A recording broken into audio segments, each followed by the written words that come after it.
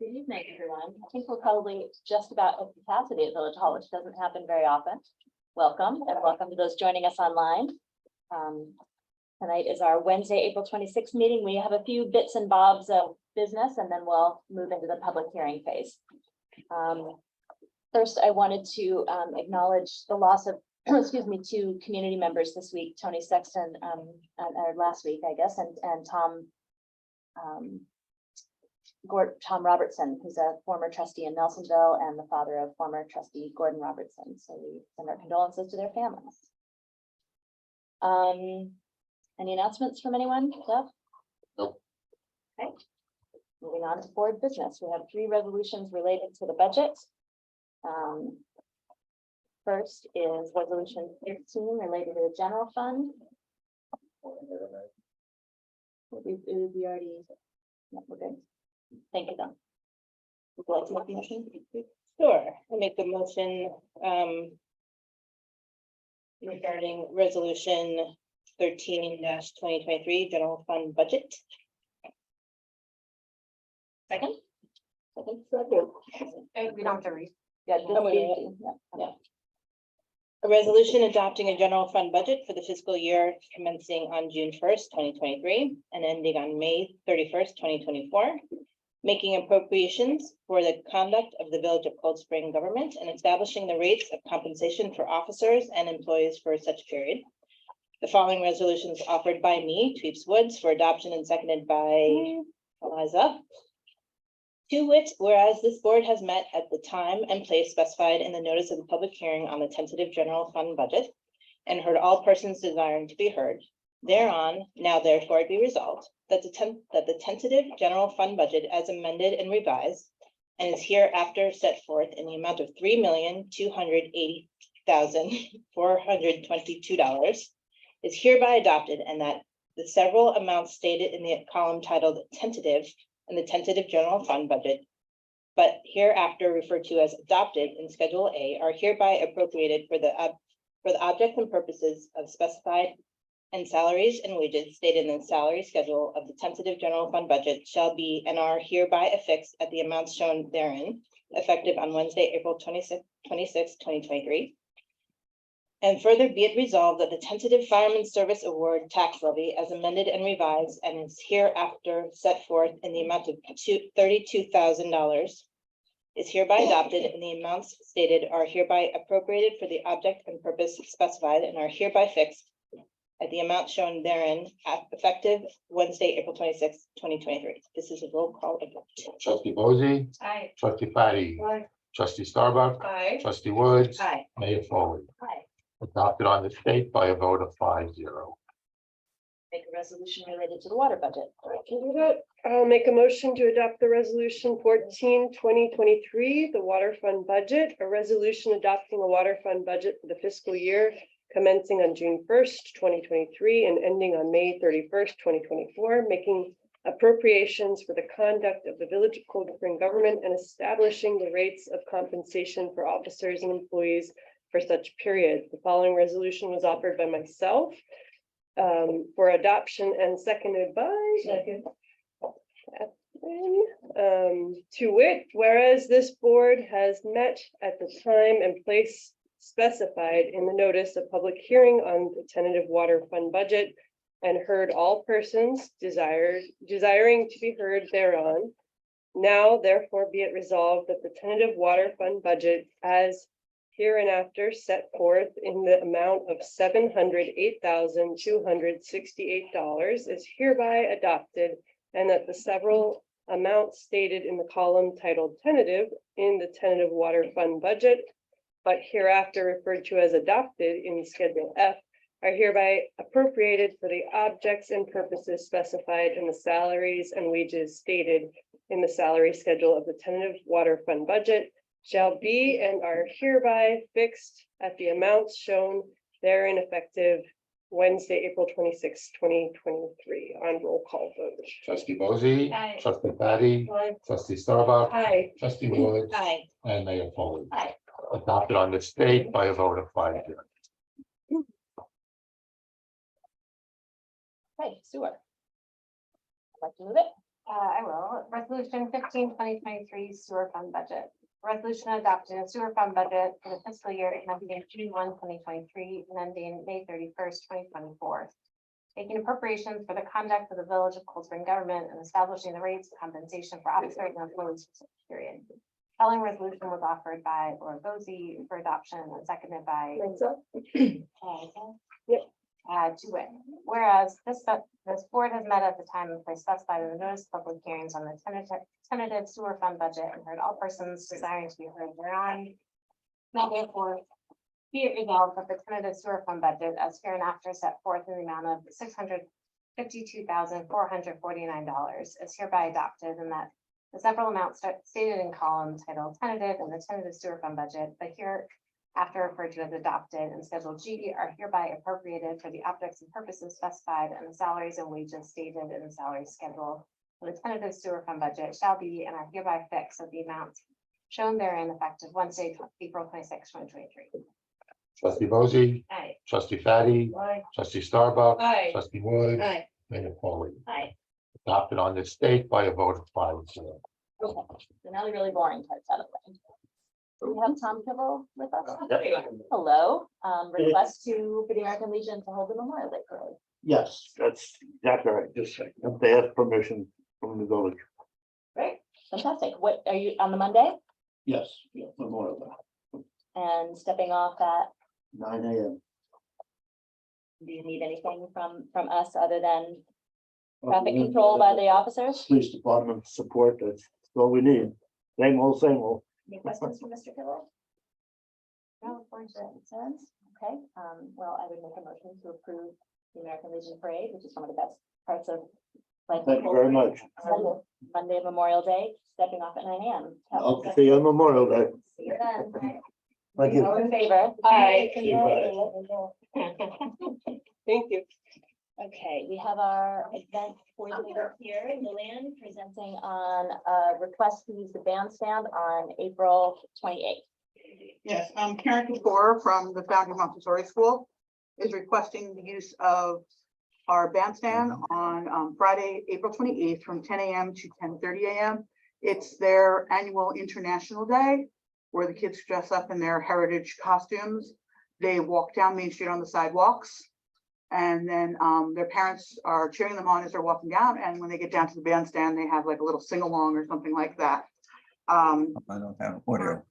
Apologize for getting the application in so late. She was out of the country and kind of forgot about it.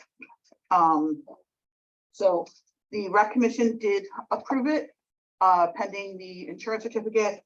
And the rec commission also asked that the drive lane around the gazebo, the bandstand, the scoop, as the villagers would know it as, would be blocked off.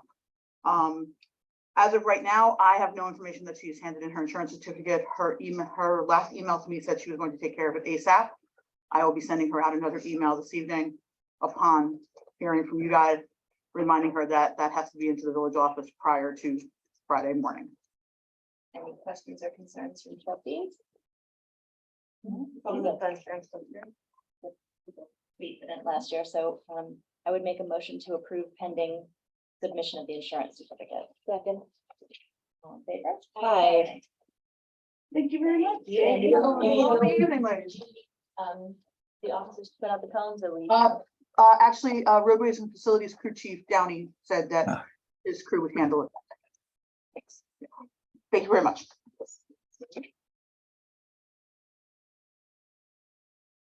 Okay.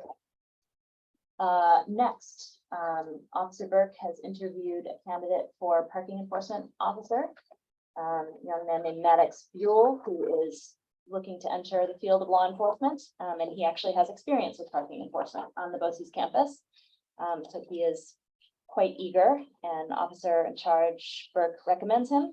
And we budgeted this position at $20 an hour. Any discussion first? Just happy we found someone. Yeah. It's Friday through Sunday. Yeah. Correct, Friday through Sunday. Yeah, So, would like to make a motion? A motion to approve hiring and parking enforcement fuel at $20 an hour. second. Favor? Aye. Aye. And we are still looking for one more. So There's anyone who's looking for summer work. Okay. Request by the town of Phillipstown Trails Committee for co-sponsorship of village sidewalk audit. Who is there for that? Trace, are you? I'll present it and Trace can. And then I would ask that you for the vote recuse yourself. Yeah. As a member of the committee. The Phillipstown Trails Committee is a town advisory committee. I'm the current co-chair, along with Rebecca Ramirez, so explaining it from that perspective. So this committee is, its goal is to improve walking and biking safety in the whole town, and has a real interest in the concept of complete streets, where people of all ages and abilities can use the streets safely without a vehicle. So the Trails Committee is interested in supporting complete streets in Cold Spring by doing a walk audit, which is a concept that a lot of resident groups use to assess walkability in a neighborhood or in a municipality. And it's a kind of user-friendly guide to be able to assess. You go through each street and you measure the sidewalks and you look at where are the stops, where are the signs, and are there cracks in the streets, and you tally it all, and then it gives you an assessment of how walkable your neighborhood is. So this is what the Phillipstown Trails Committee would like to volunteer to do in partnership with the village to assess all the streets, invite residents to join us in doing that. You know your streets best, and you can kind of chronicle its existing conditions. We have a survey that will be usable on your phone, so you can do it in the street. So the request is to co-sponsor it. The Trail Committee would do the work in engaging residents and tabulating the results, and then bring it back to the village. The village can use it to identify places for improvement, also use it as something that would support us and grant applications, other kinds of next steps. Anything else to add? And Trace, a resident of Cold Spring, will be leading the effort. So thank you so much for volunteering on that. Say your name and address for the record, Trace. Sure, Trace Daly, 631 Church Street. Okay, questions from the board? Or comments? What's the app that tracks everything? We're actually just using Google Forms, and you can use it on your phone. Okay. So it'll create a spreadsheet. This will be a really solid update of the last time the sidewalks were inventoried, which was part of the comprehensive plan in probably 2009 or so. So what do you need from the village exactly? Just like Yeah, agreement. information on the web, like what? So at this moment, the request is just to co-sponsor it. And then, maybe we'll request to send something out advertising that we're asking for volunteers, something like that. But other than that, there isn't volunteers make the village move, right? Well, I think it would be very useful, and I'm happy to have the partnership. I'd like to make a motion. We'll make a motion to approve the request for co-sponsorship of the village in the proposed Cold Spring Walk audit from the Phillipstown Trails Committee. Second. All in favor? Aye. One recusal. What is the timeline? Trace, what's the time? We're hoping to collect the data within the next month or so, and then use the following month to analyze the data and be able to bring the photographs. Okay, great. And I think the speed depends on the number of volunteers. So, It'd be helpful to have. Yeah. That's fast. Okay, and a sample form that you'll be using is available on our website. So I want more information. Okay. Sometimes build. Motion to approve batch number 1680. In the amount of $89,289.04. second. Any discussion? I saw all of our police vehicles got their tires rotated. Yes. And the wind is taken off. Maintaining the. Okay, all in favor? Aye. All right, now we'll shift gears into the moment you've all been waiting for, the public hearing. Thank you everyone again for coming out. If you came in later, we do have to track for NYSERDA, the body that provided the funding for the code update. We do have to provide an attendance sheet. So if you're here for the public hearing and you haven't yet signed in, please do. It's on the table in front of Jeff. And we'll keep track of who's been online as well. Okay, so tonight we're opening the public hearing on 3 chapters. 134 zoning, 104 signs and placards, and 76 noise. So I'd like to first make a motion to open the public hearing. All in favor? Aye. So tonight is a culmination of a body of work extending back to 2006 with the appointment of a special board for the comprehensive plan. This is the final step in this long community journey. We've had 2 public presentations so far on the progress and proposal of the ad hoc working group for the code update. Several of the members are in the room tonight: Paul Henderson, Eric Worth, Jesse St. James. Am I missing anybody? St. Charles. Am I missing anybody else? And Laura and I. We had those updates on the 25th of January and the 19th of April. The slides for those presentations are available on the website, and the actual recordings are available on the Village's YouTube site. Drafts, red lines, and then for each chapter, there is a guide to the proposed changes. They're there. There are copies of all of that in the room tonight if you would like paper copies. And they'll continue to be available online. We've already gone over signing in. I'm going to tell you a bit about what the format of the meeting will be. We have with us tonight Ted Fink, who's the Village's consulting planner, and I believe Jonathan DeJoy from the Village's law firm. He is standing in for John First tonight. Hello, Jonathan. Thanks for being here. Hi, good evening. How are you? Nice to have you. Thank you. So Ted will start with a review of the project and the notable modifications in the chapters. And then we'll have a discussion about lead agency under SEEKR, the State Environmental Quality Review Act. We have received some feedback as part of those earlier sessions. We've received some written feedback that will all become part of the public record. Michael, we did receive your email just before the meeting, so that will be included in the record as well. We have had feedback from the Historic District Review Board and the Zoning Board. We're awaiting feedback from the Planning Board. I know I think you're all here either online or in the room. Hello, thank you for being here, and we're looking forward to your feedback as well. So this is the beginning of the public process. We're taking comment on proposed drafts of the zoning, noise, and signs and placards chapters. The goal is to seek input and to make appropriate modifications to those drafts before making findings under SEEKR and before adopting any code changes. So the board's job tonight is to listen. There's no rush. Talk about timeline. We're hoping to make a funding deadline from the New York State Energy Research and Development Authority, NYSERDA, that provided the original grant way back in 2014 for the code update. But that said, we need to take the time we need to get these critical code updates right. And that means making sure that the public understands the proposal, that we're responsive to legitimate and substantive land use concerns that might be raised by the public or the Village's standing boards or the Putnam County Planning Department, all required by law.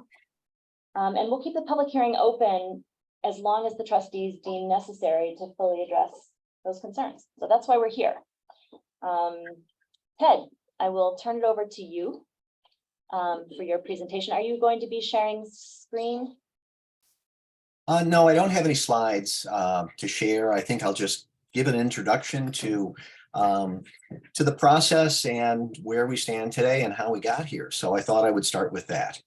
Just 1 second. Jeff, do you want to make Ted the primary image on the screen?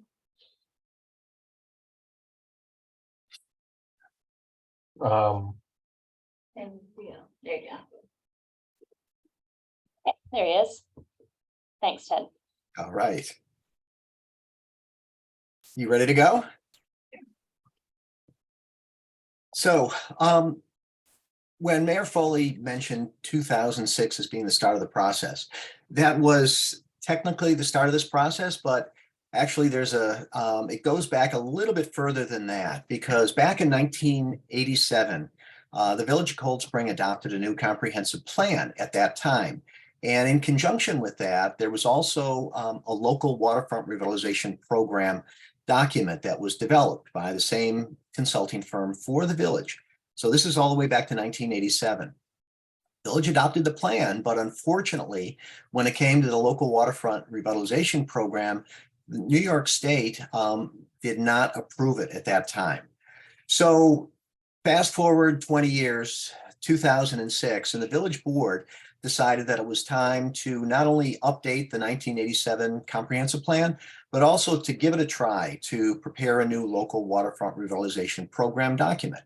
So the village got a grant in order to do that and appointed a special board for both local waterfront revitalization as well as for a new comprehensive plan. The board worked for a couple of years, and then I came in about 2009 to assist the board with the development of both a new local waterfront revitalization program document, as well as a comprehensive plan. That planning process went on with a pretty robust public engagement process. And so by 2011, what was called a local waterfront revitalization strategy was prepared. This was sort of an interim document to a local waterfront revitalization program, because not only was there a new comprehensive plan that needed to be adopted first before any zoning changes could be made, and there were a number of zoning changes that were recommended in the local waterfront revitalization strategy as well as the comprehensive plan. And in New York State, any zoning changes, any land use controls can only be legally acceptable when they are in conformance and consistent with the comprehensive plan. So in 2011, the LWRS strategy was adopted. In 2012, the comprehensive plan was adopted. And so the work began after that to try and find money. The village applied for a grant from NYSERDA, and that grant came through. And in 2014, the village board appointed a code update committee to begin the work on updating the zoning and a number of other chapters of the code. There's 47 separate chapters in the village code, and 35 of those were proposed for amendment at one time or another. So the code update committee had a lot of work to do, and over the next few years, there were a number of updates to the various code sections that were adopted by the village board. But by September 21, 2021, when the zoning was ready to go, there were some issues with one of the important zoning districts that had been a source of a lot of discussion during the public engagement process for preparation of the comprehensive plan. And that was for the former Marathon Battery Factory site, right along Kemble Avenue and Constitution Drive. And so the zoning was not adopted. There was a new administration that came in 2022, and that new administration then began the work in earnest of first appointing an ad hoc work group that was composed of members of the Zoning Board of Appeals, members that had been part of the Code Update Committee, and as the mayor said, both her and Trustee Boese were on this work group as well. And I began working with them last year in developing provisions for the site of the old Marathon Battery property, as well as a number of improvements to the zoning that, because of the broad experience of the zoning board members, there were a lot of ambiguities, a lot of clarifications that also needed to be addressed as part of the Chapter 134 that has been posted on the village's website now. In addition to that, there are a lot of new planning tools that are available because times have changed over the years. And so those have been incorporated into the proposed document. And the situation with two of the chapters that are also before the board tonight for the public hearings, the one on noise and the one on signs, have cross references with the zoning. So they were not adopted in 2021 either. They had to wait until the zoning was also ready for adoption. And so that's the reason why they were not adopted previously. So working with a ad hoc work group, we went through the zoning.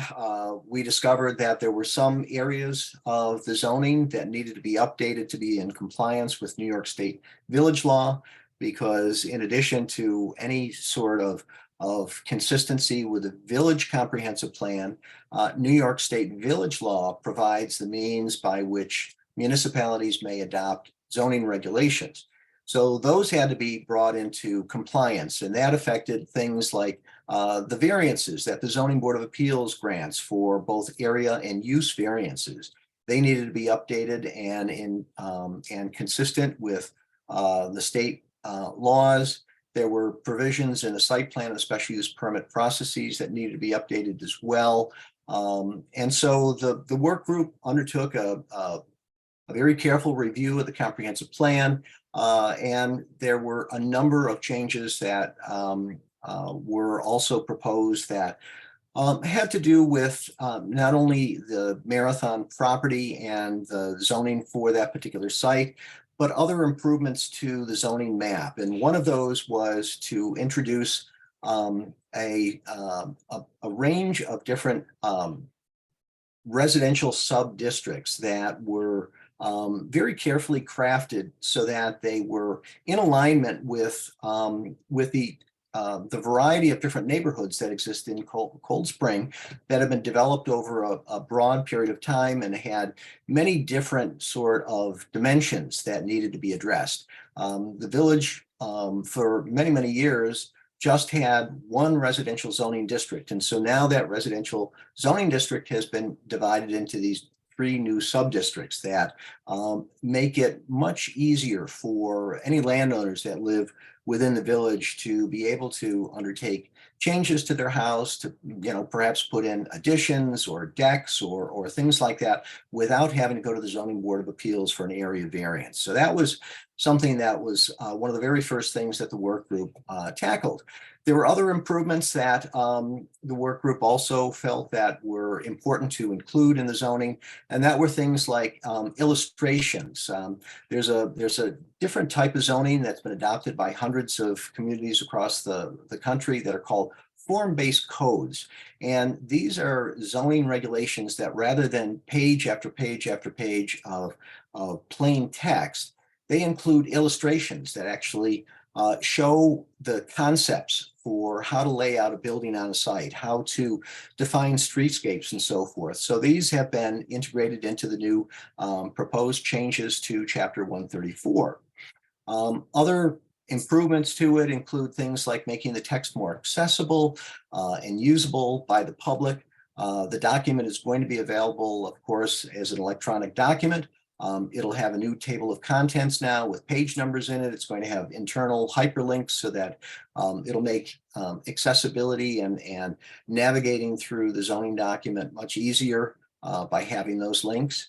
And some of the other things that were also discovered as the work group went through was that there was clarity that was needed for many of the definitions that are in the zoning.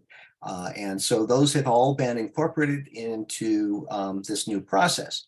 But the big one, the elephant in the room, was Marathon and what to do with that. And that had been debated over the years. So what the chapter now has is a new proposed 3-step process that would guide development of the Marathon site. It's called a planned mixed use district. And it would begin with the approval of what's called a concept plan. So this is actually a graphical plan that includes a whole range of requirements that have to be satisfied before the planning board would be able to issue a special use permit for any kind of development on the Marathon site. There's a public engagement process, there's traffic studies, there's fiscal studies. There's a whole variety of different studies that will have to be carried out before the planning board would be in a position to approve any sort of a concept plan for a unified development process of the old Marathon Battery Factory site. The second step in the process, if they're able to achieve a special use permit approval for the site, then it would go again to the planning board for first a preliminary approval and then a final approval. And so this also, this part of the zoning also has illustrations in it to, as well as references to the graphic illustrations that are provided in the residential zoning district. And that is to ensure that whatever development does happen on Marathon, that it bears a very strong resemblance to the remainder of the village. And there's a mix of different housing styles and housing types that that would need to be included with any concept plan development for that location. There's an emphasis on walkability, on pedestrianism. You know, I saw you had a presentation from a woman who is talking about complete streets. That's part of the concept for the Marathon site, is to ensure that there's certainly as much walkability and bikeability, if you want to call it that, for the new development. So that's, I think, pretty much a broad overview of it. I certainly encourage everyone to take a look at Chapter 134 for all the new provisions to it. And for anyone that's interested, there's also a document, it's called a red line document, that does show how Chapter 134, the existing zoning, would be changed by the proposed update to Chapter 134 that's the subject of the public hearing tonight. So for the other two chapters, the signs chapter, this is Chapter 102. Some of the changes to this chapter involve the due process considerations for anyone that wants to have a sign. There's added tools in there for the enforcement of temporary signs, which is a real problem in the village. Anyone that sees the signs that pop up on an almost daily basis, it is difficult to enforce that. So there are added tools to make that enforcement process by the village easier. And the final one is that it does align with the new updates that are proposed for Chapter 134 with the zoning district updates. And I think it's worth mentioning that signs are very carefully scrutinized by the courts, and because signs are a form of expression, they are protected under the First Amendment, and so there are important considerations that have to be incorporated into any regulation of signs today. Then finally, on the noise chapter, Chapter 76, the revisions that are proposed for this particular chapter relate to modernizing the code to reflect technological advances. If noise is going to be controlled, there has to be good ways to be able to monitor noise and to take readings of noise that from machines and a whole variety of other sources that that may be in non-compliance. There's also simplifying and clarifying the enforcement of the penalty process for any violations of the noise law, and then making sure that the zoning updates are also in alignment with the noise chapter, because there are the references between the two sections in there. So there is work still to be done on that, but it's important to bring that into alignment for the purposes of ensuring peace and good order within the village. So I don't want to really spend any more time. I think this is a important process to have the public have their say about the zoning, and I'll keep it at that. And I certainly am available for any questions that may come up. Thank you, Ted. Okay, so we'll pivot into public comment by taking up a resolution related to lead agency status. The Board of Trustees already declared itself lead agency for chapters 104 and 76 back in September 2021, when they were last considered. The changes to those chapters are not substantive, so that status remains, does not need to be changed. 134, the mechanism for all of them for the review is the environmental assessment form, or the EAF. Ted has drafted it. It's available on the village website. I don't know if we have copies of it here tonight, but we can provide paper copies if needed, if desired. The trustees aren't making any other determinations under secret tonight, simply naming ourselves as lead agency. So I've done a lot of talking. If someone else would like to read the resolution 16/2023, the classification of action and establishing lead agency. Make a motion to adopt resolution number 16/2023, classification of action and establishing lead agency, proposed chapter 134 zoning amendments. The following resolution was offered by myself, trustee Starbuck, seconded by trustee Laura. Posey. To wit, whereas the Village of Cold Spring Board of Trustees is considering adoption of a comprehensive set of amendments to chapter 134 of the Village Code entitled zoning in the Village of Cold Spring, Putnam County, New York, and whereas there has been presented to the Village Board a form of local law number 1 proposed to 2023 entitled a local law to replace in its entirety chapter 134 of the Code of the Village of Cold Spring, adopted by the Board of Trustees of the Village of Cold Spring on March 7th, 1967 as local law number 1-1967. And whereas a part 1 full environmental assessment form dated 4/2023 was prepared in the forms on file with the village clerk, addressing initial compliance with the requirements of seeker by describing the proposed action and its setting. And whereas after comparing the thresholds contained in 6 NYCRR 617.4 and 5, the village board has reviewed the thresholds for type 1 and type 2 actions and has determined that the proposed action to adopt the proposed zoning law amendments is a type 1 action because it meets the thresholds found in 6 NYCRR 617.4 B3 and 9.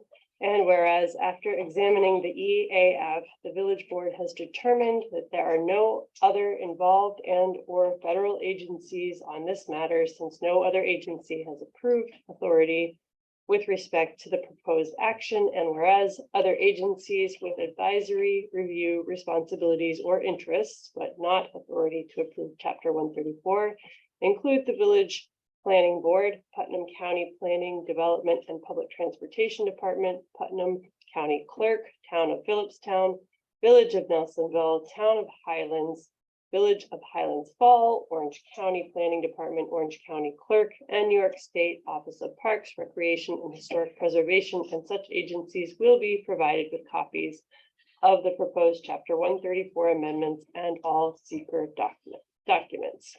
Now, therefore, let it be it resolved that the village board hereby declares itself lead agency for the review of this action, as it is the only involved agency, and be it further resolved that the determination of significance will be made at such time as all reasonably necessary information has been received by the village board to enable it to determine whether the action will or will not have a significant effect on the environment. On roll call vote. Mayor Foley, Aye. trustee Bozy, Aye. trustee Fatty, Aye. trustee Starbuck, Aye. trustee Woods. Aye. Foregone resolution declared adopted on this date by a vote of 5-0. So now we get quiet and you get louder. I would ask you to please keep your comments related to these 3 chapters, 134, 104, and 76. There's no time limit tonight, but do please be respectful of others who want to speak. We're going to do a round of 1 question per person first. We'll start with village residents and business owners, and then on to, I don't think we have actually any non-villagers in the room, but folks beyond the village next. And then once everyone has had an opportunity to ask a question, we'll come back through just to try to keep a sense of fairness and make sure that everyone has a chance to be heard who wants to be heard. Where simple questions are asked and either Ted or Jonathan or one of us, or one of the ad hoc committee members can answer them, we will. But for complex questions, we'll come back to them for longer explanation. We'll accept written comments until the public hearing is closed. And to help everyone track the progress of the process, we'll be compiling questions, both with what we've received already, what we received tonight, compiling them and addressing them and writing on the website so that you can see updates as we go along. And each session as we continue will give a status update of what shifted since the last time we were all in conversation. So with all that said, who would like to be first? That's that, when you speak, please state your name and your address. Jack Goldstein, 14 Marion, excuse me, 14 Marion Avenue, Chair of the Cold Spring Planning Board. My question is a procedural one. I have brought with me this evening comments from the planning board that I would like to read into the record, and that is, I believe, normally a courtesy shown public officials, which deservingly or not, I am. So I would like that opportunity at the beginning now to read that into the record. And Sure, you're welcome to do that. thank you. And do you mind if I don't know. Thank you. You join Jeff. Thank you. And thank you all for inviting the public to this very important start of the review. So for the record, Jeff, you're speaking on behalf of the board I am. now? Okay. Dear Mayor Foley and trustees, the Cold Spring Village Planning Board commends the ad hoc working group for its dedication. This is the first significant review of the Village of Cold Spring Code in decades. The ad hoc working group, with the support and under the direction of this body, has given us the possible framework of Cold Spring's future character, quality of life, economic viability, and sense of community. The importance of this proposal cannot be overstated, particularly as the public discussion of it is being carried out in the face of significant background environmental factors ranging from global warming to local development, such as the Hudson Islands Fjord Trail. The planning board wishes to help. We have to date concentrated on section 124.12, the planned mixed-use development of the former Marathon Battery site, and offer the following preliminary comments and questions.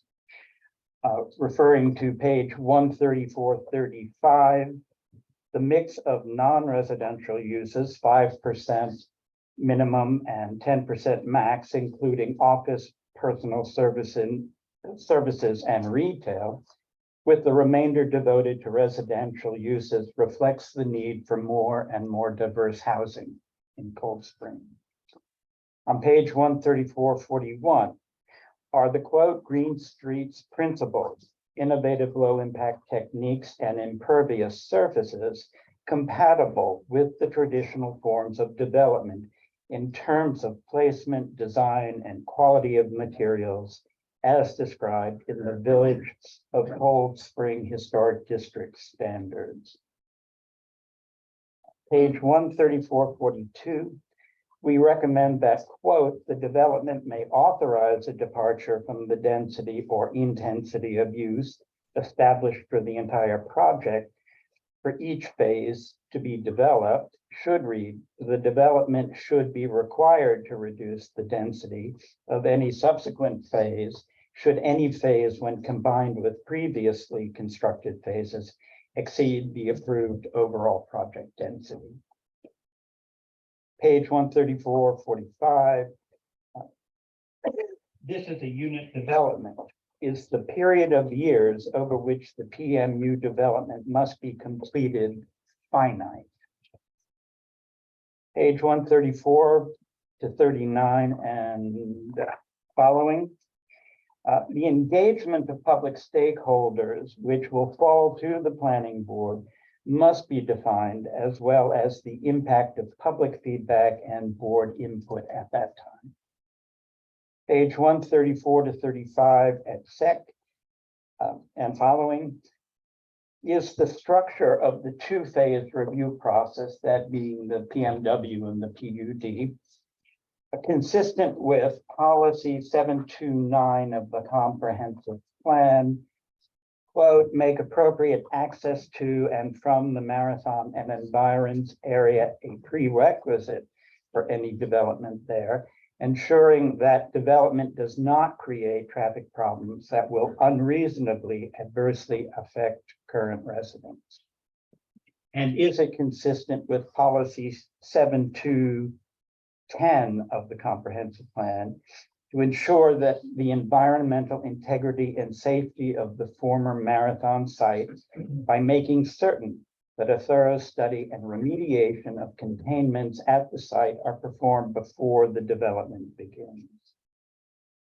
Finally, page 134-35 and following, the planning board questions the elements of the sequencing in review procedures as proposed in PMU and PUD, including critical points such as environmental impact, economic impact, number of units and roads, and public amenities.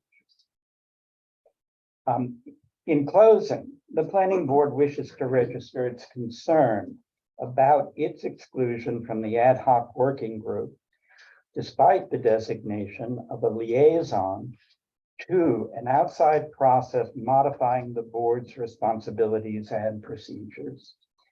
We also wish to register our concern about the openness of the process to date and the lack of public engagement. On a matter so important and complex, regardless of the open meetings requirements, periodic information sessions and interim reports by the ad hoc working group and tutorials by the trustees before asking the public to comment would have been welcomed. The planning board will conduct its own such meetings over the coming weeks and ask the record of this hearing be kept open until June 1st, 2023. Respectfully, Jack Goldstein, Chair and members. You're welcome. Ted, is there, first of all, would you mind giving a copy? I've got to Jack? copies. Thanks. Are there any issues raised by Jack that you would like to address right now, Ted?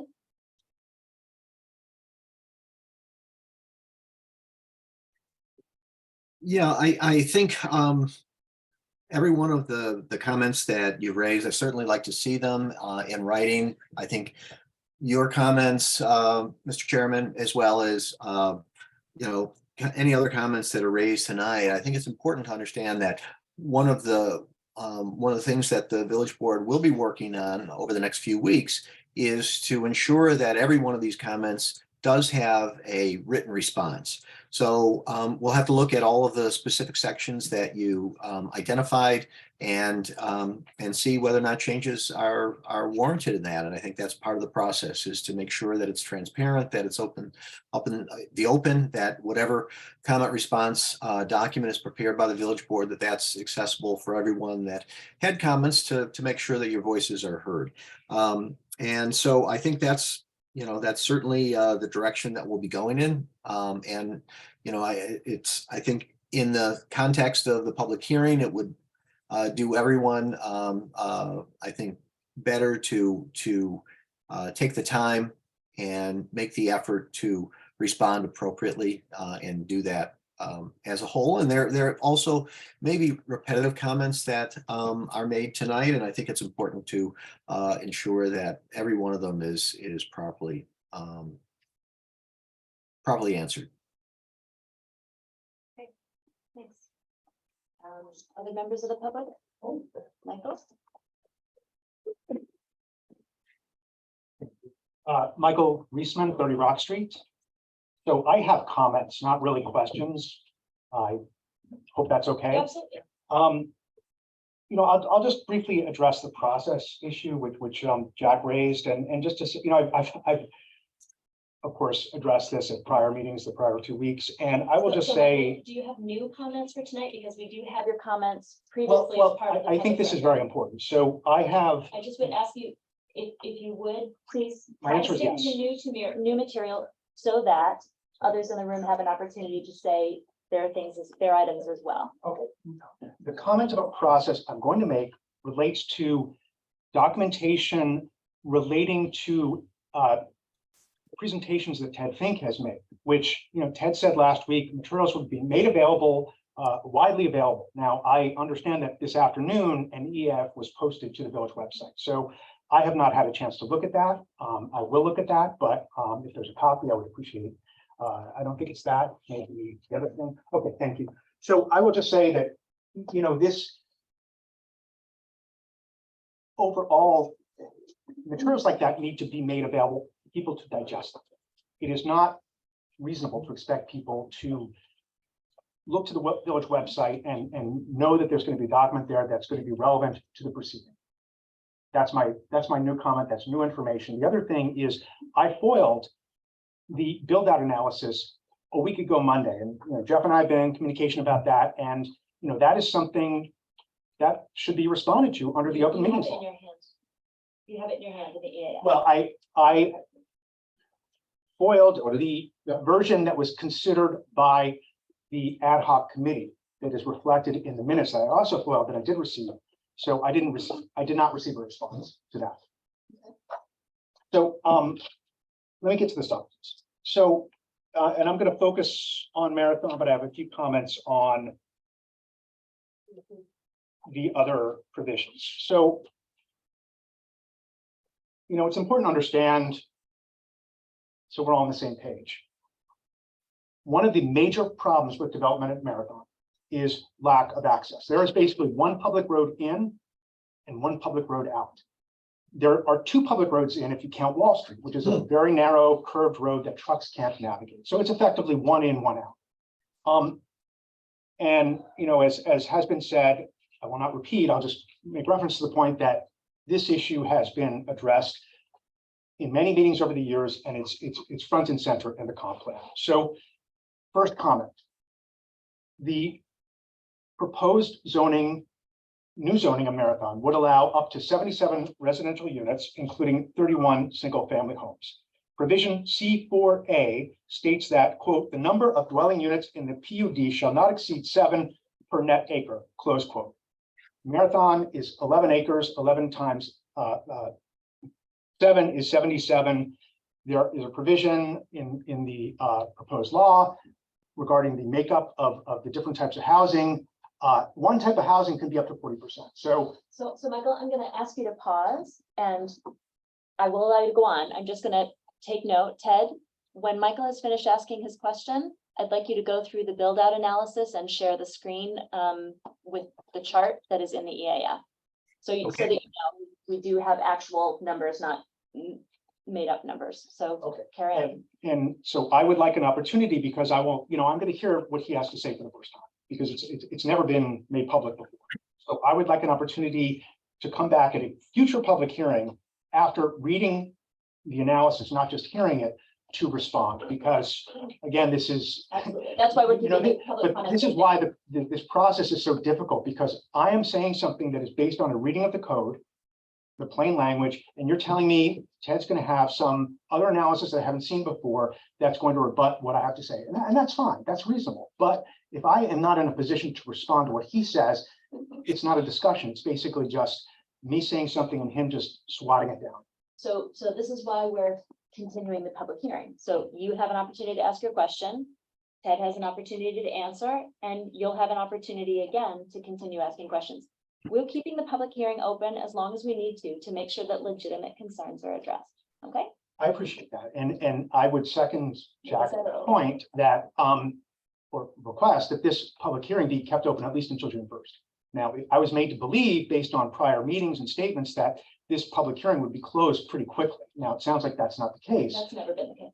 Well, okay, so I was wrong about that, but it was made to seem that there was a timetable, a deadline based on the grant funding that dictated the actions of this board. Now, if it's, today is the 26th of April, if it's the 26th of June, that would conceivably allow the public adequate time to digest this 130 pages of code and all the maps and all the tables and the EAF that's just been provided today.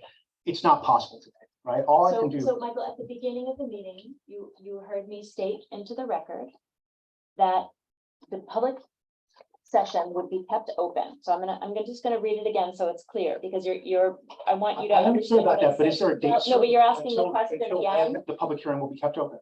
As long as it needs to be open to address the concerns. So yes, we're attempting to meet a funding deadline with NYSERDA. That's what drove the setting of the public hearing. But we're not going to Can I ask, what is that deadline? The NYSERDA deadline? June 30th. Okay. We're not, but that is for everything. That is for the public comment period, final reports to NYSERDA, et cetera. If we miss it, it will be a shame. The village will be in the hole $20,000. But what's more important is that we get the code right. So that drove the scheduling of the hearing. It's not driving the closing. If we lose that funding, it's unfortunate that we will have lost money that was spent out in the last administration and not reimbursed when this project was abandoned in 2021. So here we are. The public hearing is established. The public hearing is established. It's opened. It will be continued until we have addressed the public's questions. Do you have any other comments I that you'd do. like to make? So that's point one. Point two is the commercial uses. Let's face it, we do not need commercial uses at Marathon. Now, there is one of the ad hoc committee meetings, in fact, the only one that had any meaningful information, January 3rd, talked about the fact that the mixed use concept at Butterfield resulted in, quote, dead retail spaces, close quote. So, the idea of restaurants and retail, even retail that's supposedly intended for local residents, that would bring more traffic. I'll just ask a question: is that part of the EAF analysis that Ted created? And it would. There's no need. Half of Main Street is empty most of the year in terms of wintertime. Shops do not open during the week. A lot of restaurants are closed various days during the week, and it's hard to see how any restaurant or retail at Marathon would really survive. Point three.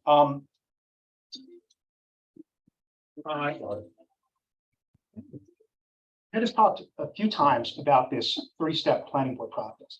Back in January, I wasn't at the meeting because I was in the hospital actually that day, but Ted recommended to this board that it adopt a 2-step safeguard process. And he called it that because it would involve both the village board approving and the planning board taking action.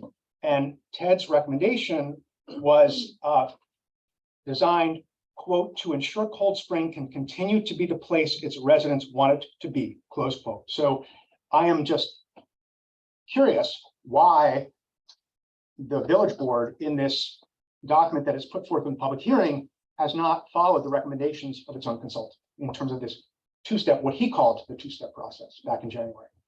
Ted, would you like to explain the evolution of the discussion from 2-step village board trustees, village board to planning board to 3 steps all before the planning board? And again, this is a proposal. This is what we're putting forward. Would you like to explain that, Ted? Yes. First of all, one of the considerations with having the process before the planning board only is that the planning board is the agency within the village that's best equipped to be able to review site plans, special use permits, subdivisions. They're involved on a day-to-day basis with these sorts of considerations. And on second thought, the concept of having the village board involved in the review of a concept plan and all of the kinds of things that have to be submitted as part of the concept plan special use permit, this really takes it out of the wheelhouse of village board members that are concerned with legislative matters and not planning matters. And so it seemed to be much more logical to have it be structured in a way where it was a one-stop shop, essentially, that an applicant would come before the planning board. There would be advisory reviews by not only the village board, but also by the HDRB as well, because of the historic importance of the site and the surroundings. And so I think the conclusion was make it a process that was exclusive to the planning board and have the village board involved in more of an advisory level, just as HDRB would be advisory, just as Haldane would be advisory, water and sewer, police and fire, and all the other services that have to review and make sure that it's sufficient, that resources are sufficient, be able to approve that concept plan special use permit. So that was where that went. And I think it's a better process the way that it ended up in the proposed section 12 of chapter 134 for the planned mixed use district. Planned unit development seemed to be the way to go. We talked about that 2 years ago in 2021.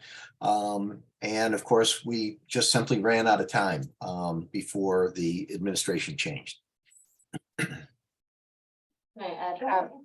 And my memory is that you had also looked at court cases on this issue of the decision-making process for the planned unit development and found that, can you explain that process a little bit that informed the ad hoc committee? Well, yes, I did. I did a little bit of research on this, and so I was looking at nationwide research, so it doesn't necessarily apply to New York State. But one of the things that I found is that planning boards are set up by municipalities throughout the country to review plans and to approve them if they meet the requirements. Legislative boards are not. And one of the things which the plan unit developments is that there's a variety of different ways that you can approach it. Oftentimes it is done with a legislative decision made first, and then it's handed over to the planning board for reviewing and approving all of the details of the plan unit development. But there is also been case law in other states, and of course, I can't advise, I'm not an attorney, I can't advise the village board on any of the legal matters having to do with it, but what I can tell you is that there's a mixed bag of court decisions on planned unit developments that do involve legislative boards. And I'll just leave it at that. And I think because of the doubts there about the jurisdiction of different boards, it seemed to be more logical to have it placed directly in the planning board's lap. Jonathan, is there anything that you'd like to add? Jonathan, representing the village attorney this evening. I would agree with Ted's comments. I would say in some cases, village boards do have a role in things like site plan approval and special use permits, but that generally falls within the purview of the planning board because, as Ted said, they're the ones who are doing that on a regular basis. Next, we'll take, we had a bunch of questions in, let's give someone else a chance, and then once we get to Can the I room. continue with I just have a couple more comments to make. If you can be brief so that others have an opportunity as well. I would just say, in response, since we're on the topic, this is no ordinary project. This is not just a garden variety, potentially a special use permit. This is a project that affects the largest currently undeveloped project in the village. And the village board right now is taking apparently a deep dive into all of the mechanics of Marathon to understand it enough to legislate on this. So I would assume that knowledge would be applied in the future to the planning process. Let me just say a couple more things on Marathon. The proposed 134.12 does not specifically address protection of Campbell Ridge. Another point, I did not see any requirement for an independent traffic study. That has been mentioned a few times. I did not see the word independent. Maybe there's another word that is used. And I would also say, just in terms of the environmental remediation issue, the EPA yesterday issued its 5-year report on Marathon. I would just say that, for many years now, the EPA has had oversight of that site, in fact, 4 decades. And it is often said the site is ready for development, yet it still continues to exercise oversight. It issues a 5-year report. Even in its current 5-year report, it said it will continue to monitor. And the issue is volatile organic compound contamination at the site that affects the public health potentially of anyone in a structure that's built on the site. So that is something that should be taken into account in the proposed change. Very quickly, just not on Marathon, a couple of other points. Maybe just a general point. I did not see, and I have not seen, any evidence of the actual benefit of some of the proposed changes, including, the new zoning residential units, areas, the old versus new versus large. I mean, I actually took the time, it took quite a while actually to compare my lot under current zoning and the new zoning, and my lot would still be non-conforming in certain aspects under the proposed new zoning. And I don't know how that shakes down with other people, but the bottom line is, I don't know that this would help me, and I don't know if any analysis has been undertaken to actually determine, not just in theory, but in terms of dimensional changes, how this would affect residents of the village. The other thing I just have to say about the form-based zoning, there is a lot of ambiguity in these illustrations and accompanying text. And I will just give one quick example. This is from 134.7E4, which governs building placement in residential districts. And I'll quote this. It says, quote, residential structures shall be located according to the following illustrations, some of which may conflict with the dimensional requirements of table 6B or with each other on a particular site, in which case the planning board may use its discretion to resolve such conflicts, close quote. So, inherently in this proposed code, there is ambiguity between the illustrations and the text, and it's going to be sorted out by the planning board. That gives me pause. And finally, I just want to say about accessory apartments. Has there been a build out analysis for accessory apartments? If this provision were to go through, that would essentially allow anyone in a residential district to be eligible for a fast track process without a public hearing requirement to add an accessory apartment to the house. What would the impact in the village be? Would that result in overcrowding? Would that result in more applications for Airbnbs? How would that be enforced? It's a great concept. We all know that we need to respect our elders and provide for them, but the reality is people are going to build apartments for all kinds of reasons. And so, if there has not been an analysis of that, that is something that really calls into question whether it's such a good idea to allow this, or to maybe there could be a sunset provision on this to allow that analysis to take place. Thank you. Thank you for your comments. So that others can have an opportunity to ask questions and comment. We're not going to address all of your questions tonight. They're obviously very complex, but they will be part of response going forward. The one item that I would like to have Paul Henderson address relates to dimensional requirements. And the goal, no zoning code is perfect. There will always be non-conformities in a zoning code. The goal was not to eliminate non-conformities. The goal was to reduce as many as possible, which is why the dimensional tables were modified to address older neighborhoods, newer neighborhoods, and large lot neighborhoods, so that overall you would reduce the non-conformity. And this, again, Michael, you were one of the authors. This is a goal in the comprehensive plan. Paul, could you take a moment? Paul Henderson is a member of the ad hoc committee who he and Eric Worth worked together on the dimensional requirements. Paul Henderson, 14 Stone Street.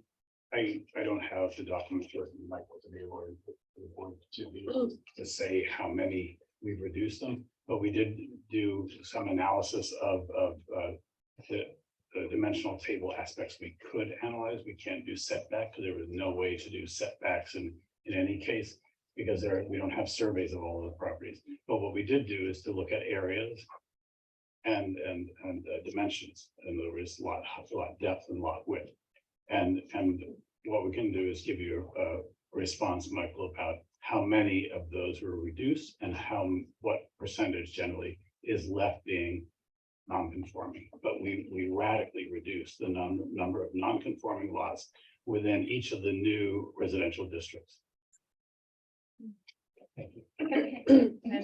Just two pieces in response and to highlight a couple of things that you said, Michael. So one on the commercial developments, the balance of them, and including commercial, was in recognition of the comprehensive plan identifying an interest in mixed use development. But I think there was discussion around exactly what you said of kind of retail not being the ad hoc committee feeling like retail would not be the best fit for that area. So, so you'll see in the documents more in line with like doctor's offices, and you can think of the way that we like to walk to our dentist, or we used to walk to the vet office, and that kind of thing in mind. So less retail and more professional offices.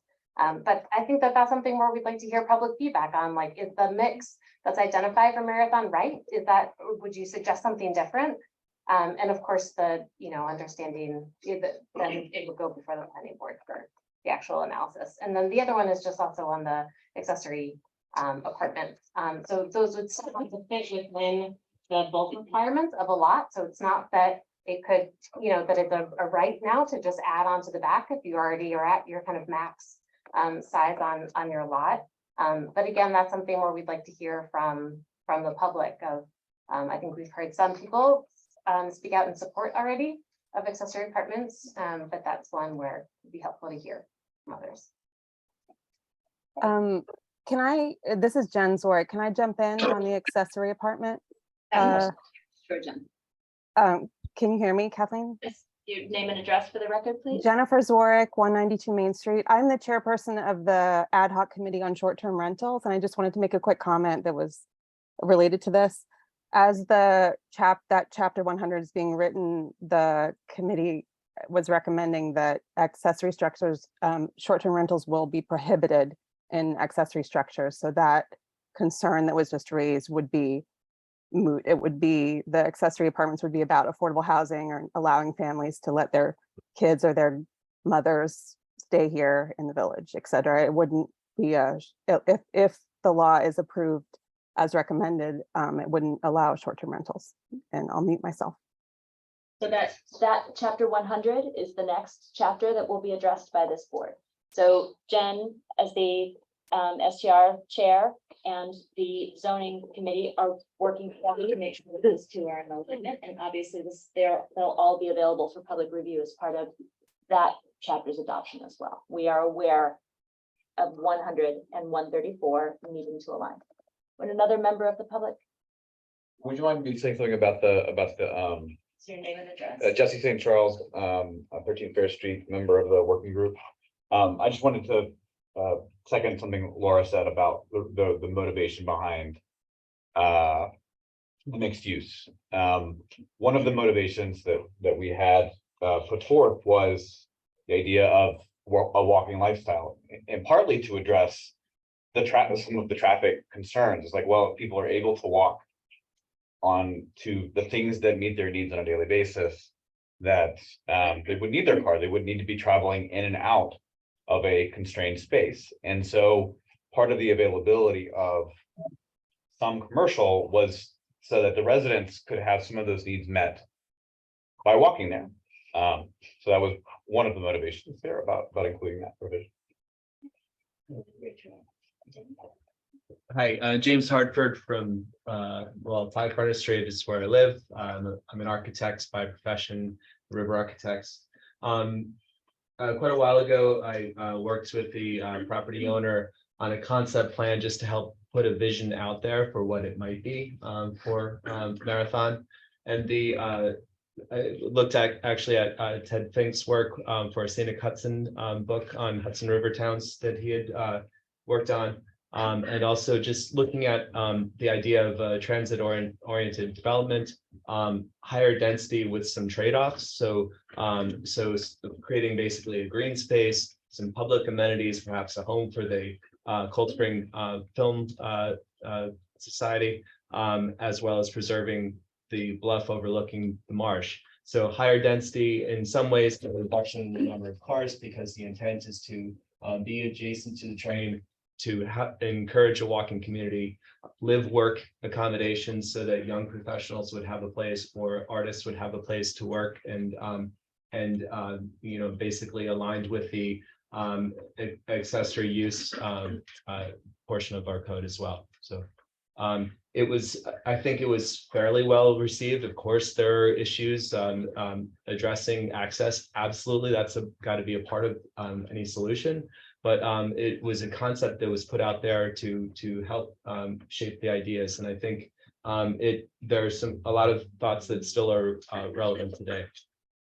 And also, James, to follow up, Michael, you raised the question about the bluff. The bluff is also addressed in the scenic view shed overlay. That is part of this chapter as well.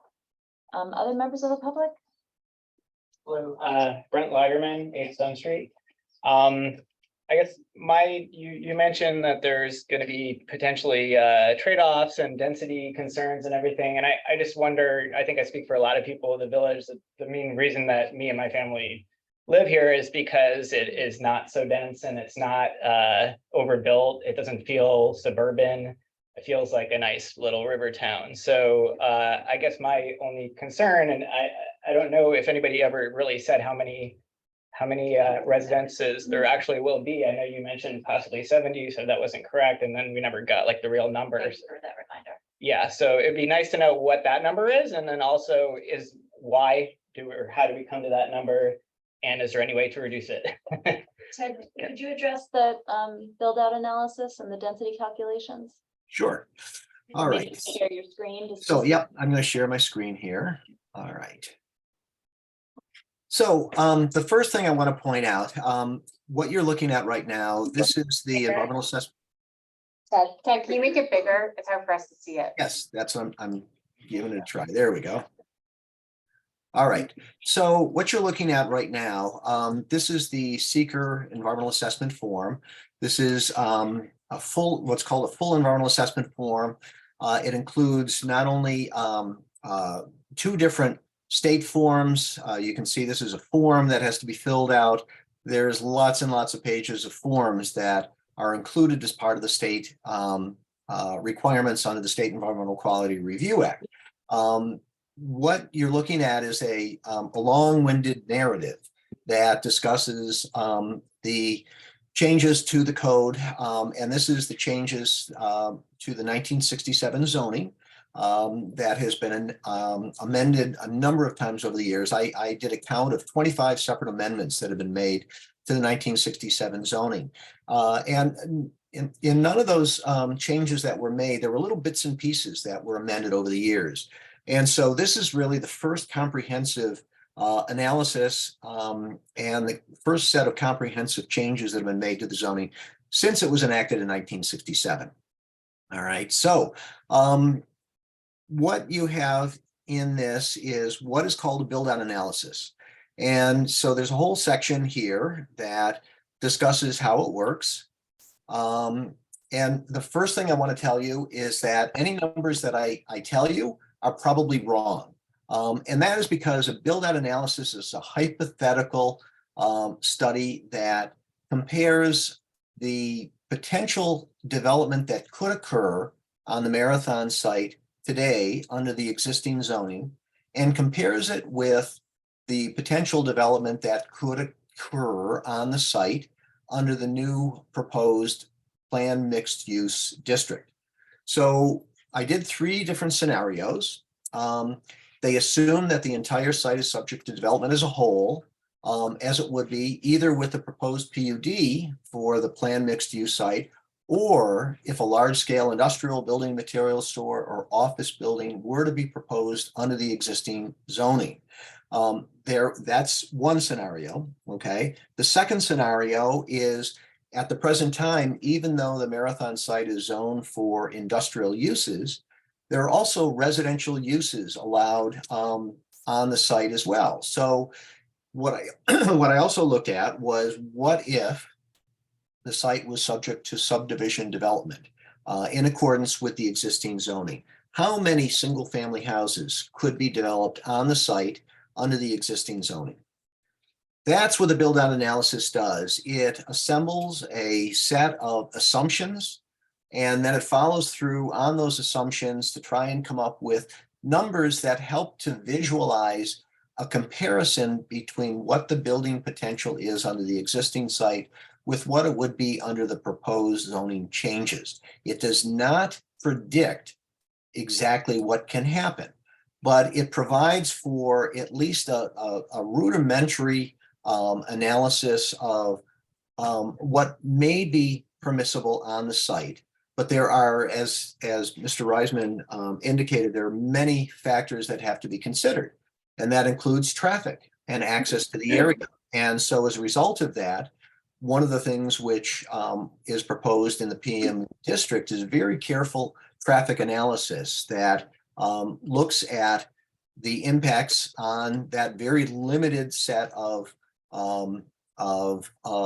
avenues that exist that provides access to that area of the village. So this is a table that compares, there's a lot of information here. And what I'm going to do, I'm going to take it down just a little bit so you can see the whole table. Okay. So what you're looking at here is, these are the three scenarios here. All right. So the gross site acreage is 10.7 acres. So under all three scenarios, that's going to remain exactly the same. One of the first things to understand for the PMU is that there is a required minimum 30% of the site, of the gross site acreage, that has to be devoted to open space. And that can be a green space, it can be a park, it can be lands that are set aside for recreation, but that is the minimum that is required. So the first thing that has to happen under the proposed scenario is to take that 10.7 acres and subtract out 3.2 acres. Okay. That's not the case under the current. Under the current, although there is under the residential scenario a requirement that there be either a set aside of land, 10% for recreation and open space purposes, or the applicant can make a payment in lieu of that. And simply that goes into the village's recreation fund. So that doesn't necessarily mean that there will be any open space that remains on the site. Under the current industrial zoning, there is no requirement for open space. The limitation under the existing zoning for things like an industrial development or an office development is the maximum building coverage. And so that was calculated in the build out analysis. There's also site constraints. These site constraints will have to be very carefully examined in any proposed development on that site because of the restrictions that are put in place by the United States Environmental Protection Agency, as well as the New York State Department of Environmental Conservation, due to the former Marathon Battery site. And as has been mentioned previously, the volatile organics that are found there. And there is a plume. We know that it's there. We know some of the houses on Constitution Drive are monitored. They have special systems in place to prevent vapors from the site migrating to the households. So there are also freshwater wetlands in West Point Foundry Park Preserve. There are New York State protected freshwater wetlands that include a 100-foot adjacent area that's a protected area as well. And in addition to that, there are, believe it or not, there are some steep slopes on the site. So that I calculated, and this is a rough calculation because I don't have a survey of the site, so I can't do detailed calculations. All I can do is make estimates based upon public mapping that's available. So what I was able to do is come up with a very rough figure. It's labeled as a plus or minus 3/4 of an acre that is occupied by site constraints that may not be able to be developed. So that was subtracted from the overall gross site acreage. So the net usable site acreage under the three different scenarios, you have almost 10 acres that are usable under the current office industrial development scenario. You have about 8.95 acres because a certain percent has to be deducted for the subdivision that would result in streets, sidewalks, and so forth. Things like stormwater detention basins and so forth. That's not the case with the industrial or the office development, but it is with the residential development. So now we have a usable, net usable site acreage, 9.95 acres for industrial, 8.9 for residential, but we only have 5.75 acres of net usable site acreage in the PMU district based upon the way that chapter 134-12 has been formulated. So then, and all of this information is in this environmental assessment form, all the assumptions that were made for what are the number of potential dwellings that could be developed under the different scenarios, and standards that are used in both the planning and the engineering professions have been used. They've all been cited in this document, so anybody can take a look at them that wants to. What I came up with was potential dwellings, 52 single-family homes on the site under the current zoning. Under the proposed PMU district, which requires a minimum of 20% single-family, 20% two-family, 20% multifamily, and 20% cottages in a cottage court. So the total number of dwelling units would be 63. But when you take a look at some of the other standards, such as how many potential residents would be generated by 52 single-family houses versus a mix of 63 different dwelling unit types, you've got less actual potential residents between what could be developed under a single family scenario versus what could be developed under the PMU district. School-age children, this is an important consideration in terms of the tax burden on Haldane Central School District. How many school-age children would you find in an office industry? Well, of course, none. Under single family, the number of school children is going to be higher than it would be because you have multifamily, you have two-family, and you have cottage courts, all of which, based upon the nationwide standards that have been used by the planning and engineering professions, show that it would be significantly fewer school children than it would be. In fact, less than half. Okay, so the density of non-residential development, this is where we get into the kinds of things that could happen under the current office industrial development. We're looking at a building, you know, if you think about a big office building, or you think about a big building supply store, 152,000 square feet would potentially be developable on the site. No non-residential development, of course, with single family. And the maximum under the PMU would be 7,500 square feet. So very small, meager amount of non-residential development.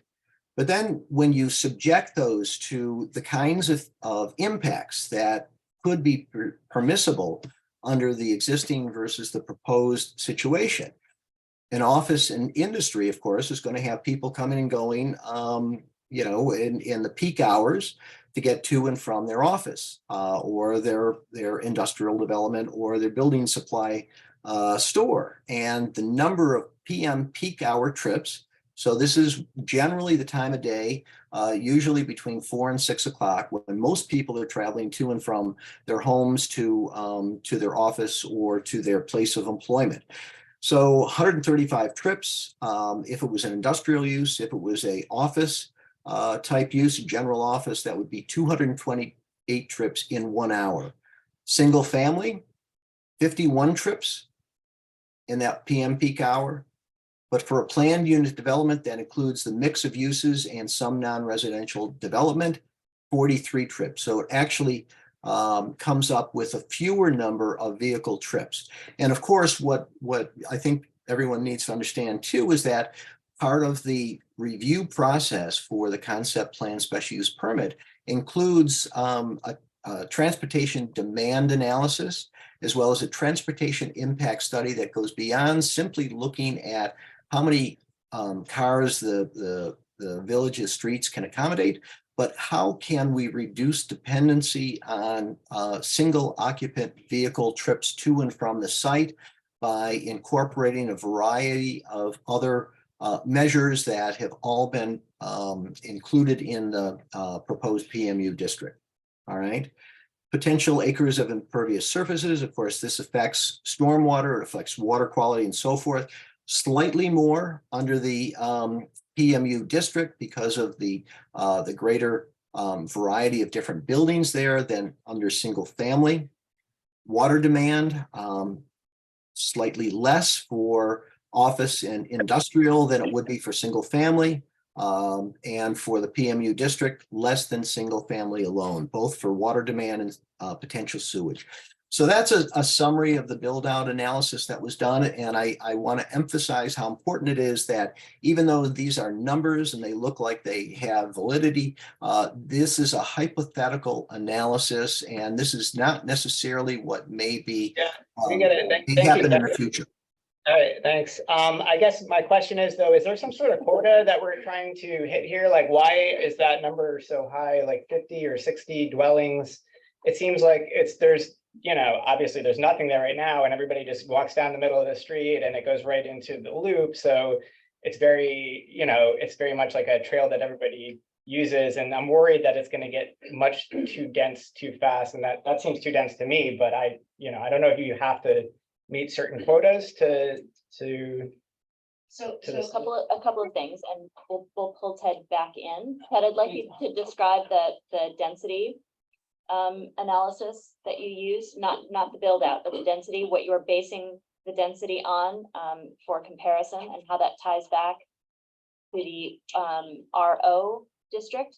But also, just to be clear, the Marathon parcel is privately held. It's not public property. So it is undeveloped at this stage. The idea here is to establish controls so that when it is developed, it's developed in a way that suits the village. Do we And have, also, just the PMU also has, and Ted will explain it probably better than I will, the possibility for phasing the development so that it is not all happening at once, right? So that we make sure that our infrastructure needs are addressed as the build out happens, and that the infrastructure costs are appropriately borne by. yeah, I get it. And I think it's really important what you said, that, we're trying to put some controls on so it doesn't just, a developer can't do whatever they want. But I guess my question is like, who sets the controls? Like, who are we able to say? The code does. That's why we're here. So Ted, can you explain how you arrived at the density numbers for your calculation, looking at parsonage and Parrot between Main and Bank? Yes, that's correct. That's exactly the two blocks that were selected because they're fairly typical of the older residential neighborhoods within the village. And they seem to be representative of a variety of different housing types. There's predominantly single family, but there's also two family and multifamily within those two block areas. The one thing that they do lack, and that's something that is a requirement for the PMU district, is that there be that minimum 30% open space. So what I did, I went to the Putnam County has got a database. It's called eParcel, and anyone can access this database. It shows information on every parcel of land within the village of Cold Spring, what sort of a house is on it, when was the house built, how big is the lot, and so forth. And so we looked at every one of the lots in those two block area. And one of the other reasons why that two block area was selected. And really fast. Excuse me. Let him finish. Okay. We have to have other people Yeah. who comment as well. Well, those blocks that he's mentioning, they're not like this block. They have like traffic in both directions, correct? Like, it's not like a dead end type of a situation, is it? No, it's not. It's actually served by the surrounding streets, the four streets that the mayor mentioned. So the land area for density purposes was selected because it was roughly equivalent with the size of the Marathon site, about 10 acres. So we actually looked at the number of dwelling units on there and came up with a density factor that there is an average of somewhere around 6,000 square feet per unit. But as I was mentioning, one of the things which those two blocks lack are village parks. And one of the things that will have to be included in the Marathon site is 30% open space and recreational lands. And so we came up with that equivalent factor, the 4,000 square feet that's required for any lot within the RO district, the proposed RO district, which covers those two block areas, and that they were easily transferable to the Marathon site to be able to come up with an overall plan that would be consistent with the character of the village's neighborhoods. So I'm gonna let others ask Other people questions. thought, yeah. Yeah. We'll come back around, Brad. Thank you very much. Go ahead, Bill. name and address, please. Excellent. Bill Few, I live at 3 Rock Street, and I put together a couple of things that shouldn't take you too long. First, I want to thank you guys for taking this on. It's an important task. I have 3 topics I want to touch on. One was marathon, one was zoning, and one was economics. Before, I just want to make a couple of quick comments. Stony Brook and Forge Gate, the condominiums are each about 65 units. So when they talk about 65 or 70 units, the same as those 2 complexes.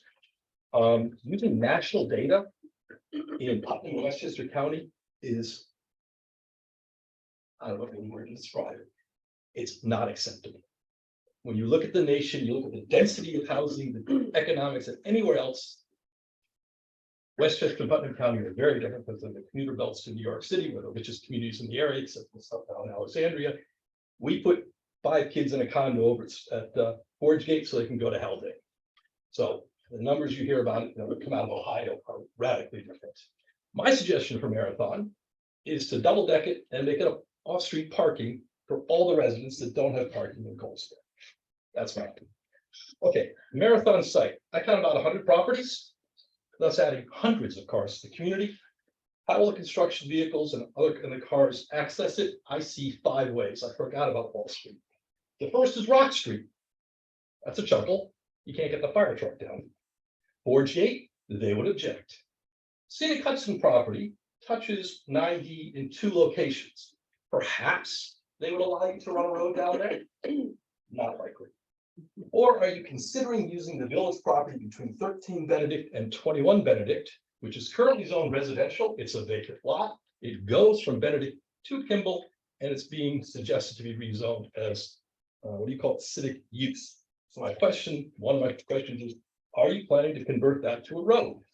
And if the answer is no now, can you commit to being it no forever? First, proposed zoning districts.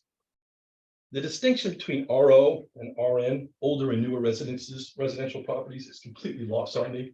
I know most of these properties, most of these neighborhoods. There are many older homes in the newer places. There are many newer homes in the older places. What I do see is in the properties labeled large residential lots, over 40% don't meet the criteria stated. For multifamily, the majority of existing multifamily does not meet the criteria stated by the proposed plan. It appears there are many other properties that don't meet the criteria. So whoever it was that said, I think they meet them, I would love to see a side-by-side. What does the current plan, what does our current zoning have? And how many exceptions are there? And what does this do? My guess is it makes things worse. Economics. Many of the properties lose economic value.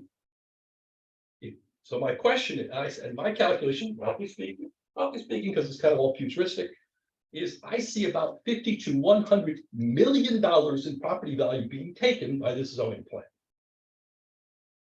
My conclusion, the Marathon site, as it's proposed and still conceived, will overwhelm the residents and overwhelm our resources.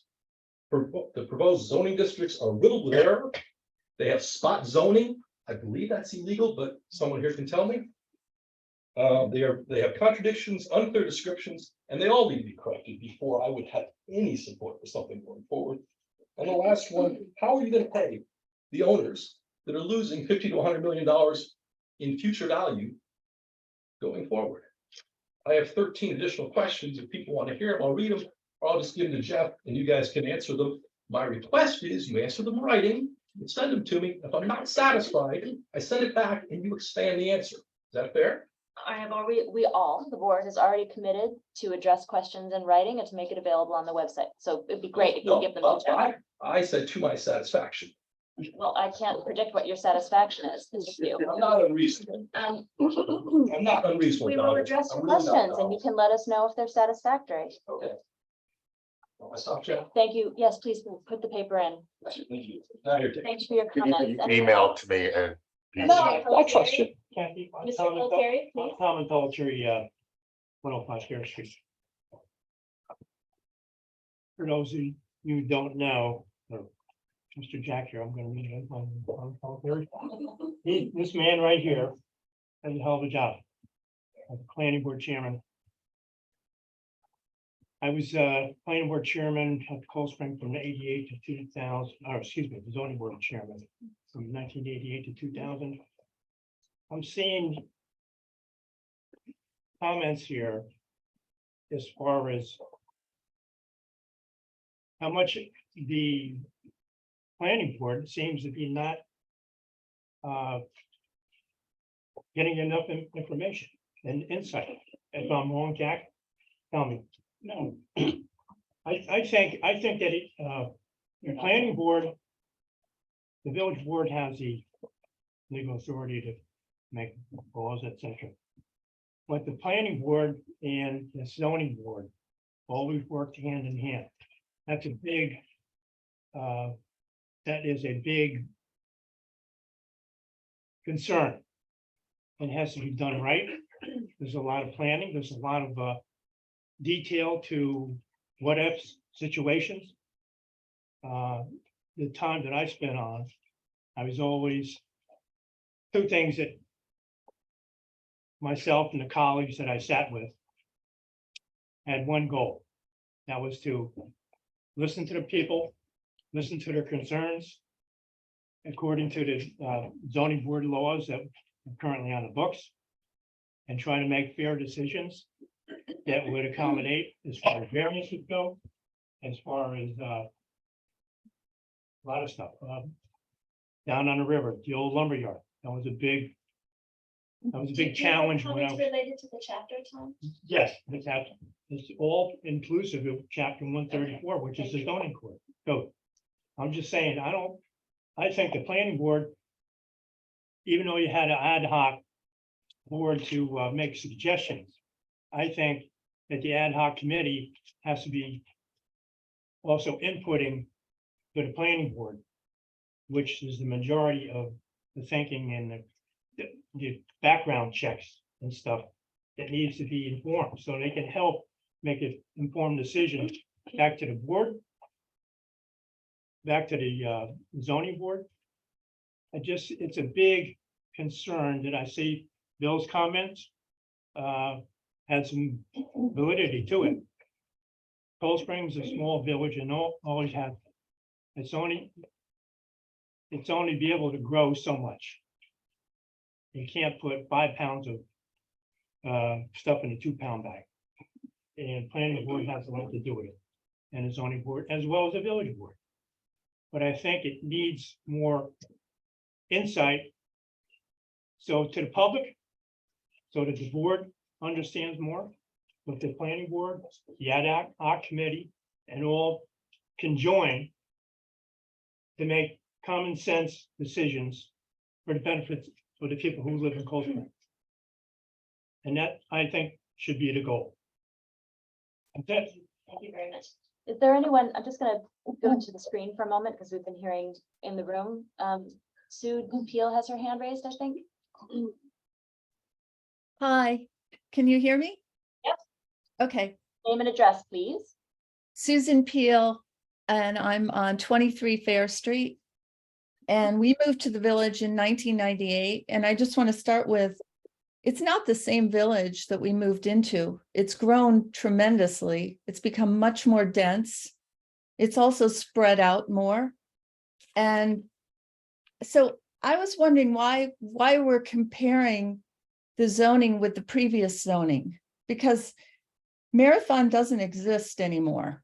The use is gone, the building is gone and has been for decades. In fact, the site itself was determined not usable. And yet, we keep comparing with what was. So I thought, what if we change that around and start looking at taking an analysis of what we have that's different from that? We could start with even a map of what this village looked like when Marathon was present. I'm certain the roads were different. There weren't the same buildings. Forge Gate, Springbrook, they didn't exist. So I just think that we might be going about this the wrong way. And so I would say that the infrastructure that we have currently has changed. And the water, we had a drought last year, that's a factor. The roads, as Michael Reisman pointed out, don't function well. Springbrook and Forge Gate do have access, easy access, both of them. Parking has always been a problem in this village. The sewage, what can we sustain? The school, what can we sustain? And we start to look at what we have, what we can sustain, and then start to say, okay, well, what can we afford to zone for? What can we afford to build? Instead of the other way around. Now, I realize that there's an owner in the wings waiting for this zoning to go through, but zoning doesn't go with the person, never. Zoning goes with the land. And so the next owner could take it and do something completely different.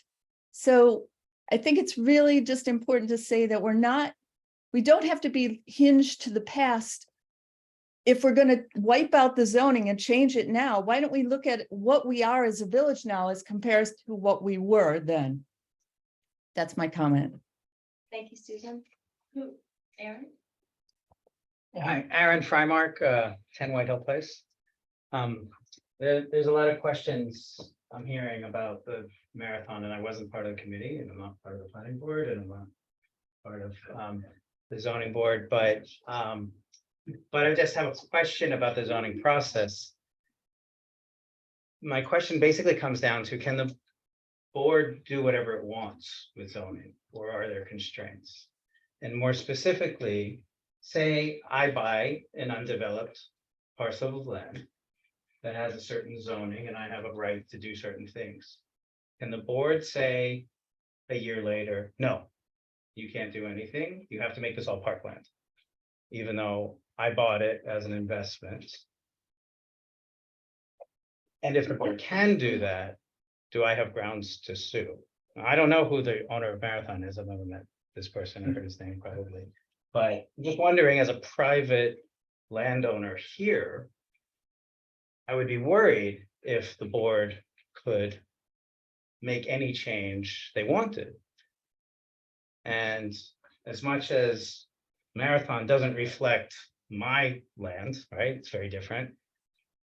Just, I want to make sure that, I have rights here. So can the board make any change, even though I bought it with a certain idea in mind? Or are there constraints in the zoning when you update it and change it to make sure that it is in line with what my expectations were, so you don't devalue my investment? So I'm going to ask Jonathan DeJoy. Are you still with us? Yes, I'd like to ask you to answer that Sure. question. So the question when you're dealing with undeveloped land and zoning changes is whether the landowner has acquired vested rights. And vested rights are usually acquired through the approval process with the planning board. So if the landowner has taken steps towards developing the property and gotten preliminary approval or whatever it may be under the code and under the state law, then they may have vested rights, and what the board chooses to do subsequently can't change what they are already doing with the property. Now, if the property is completely undeveloped, the owner hasn't done anything with it. If the zoning code is changed, then the property would be subject to the new zoning code. And Aaron, were you asking particularly about people with properties on which they already have structures? I might be making an unfair comparison, but I think a lot of the comments here have been made with the assumption that the board has full reign. And I just wanted to question whether that assumption was correct or not. On an undeveloped parcel. On an undeveloped, on Marathon specifically. So did Jonathan's explanation answer your question? I came up with another question. Not got your question? Well, does the landowner have vested rights?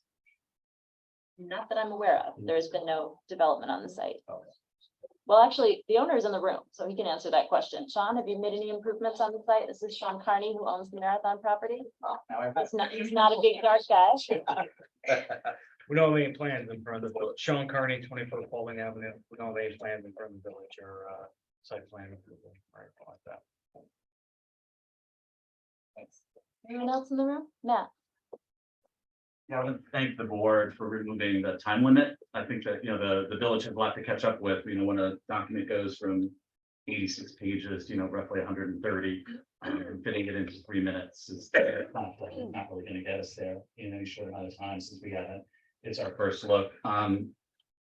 Secondly, a question to Ted as far as the initial build out under the existing code. I'm not clear on the status of the 23 paper lots and the paper streets of Clark and Constitution. When I brought it up to Ted and John, the village attorney, they weren't really aware of them. I think because it slides off the map, it's not on the zoning map. It only exists on county tax maps.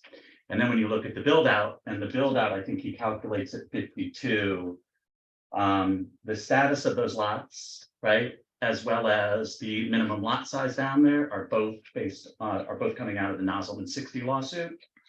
When we lost that lawsuit, those lots were considered to be pre-existing, non-conforming and grandfathered in.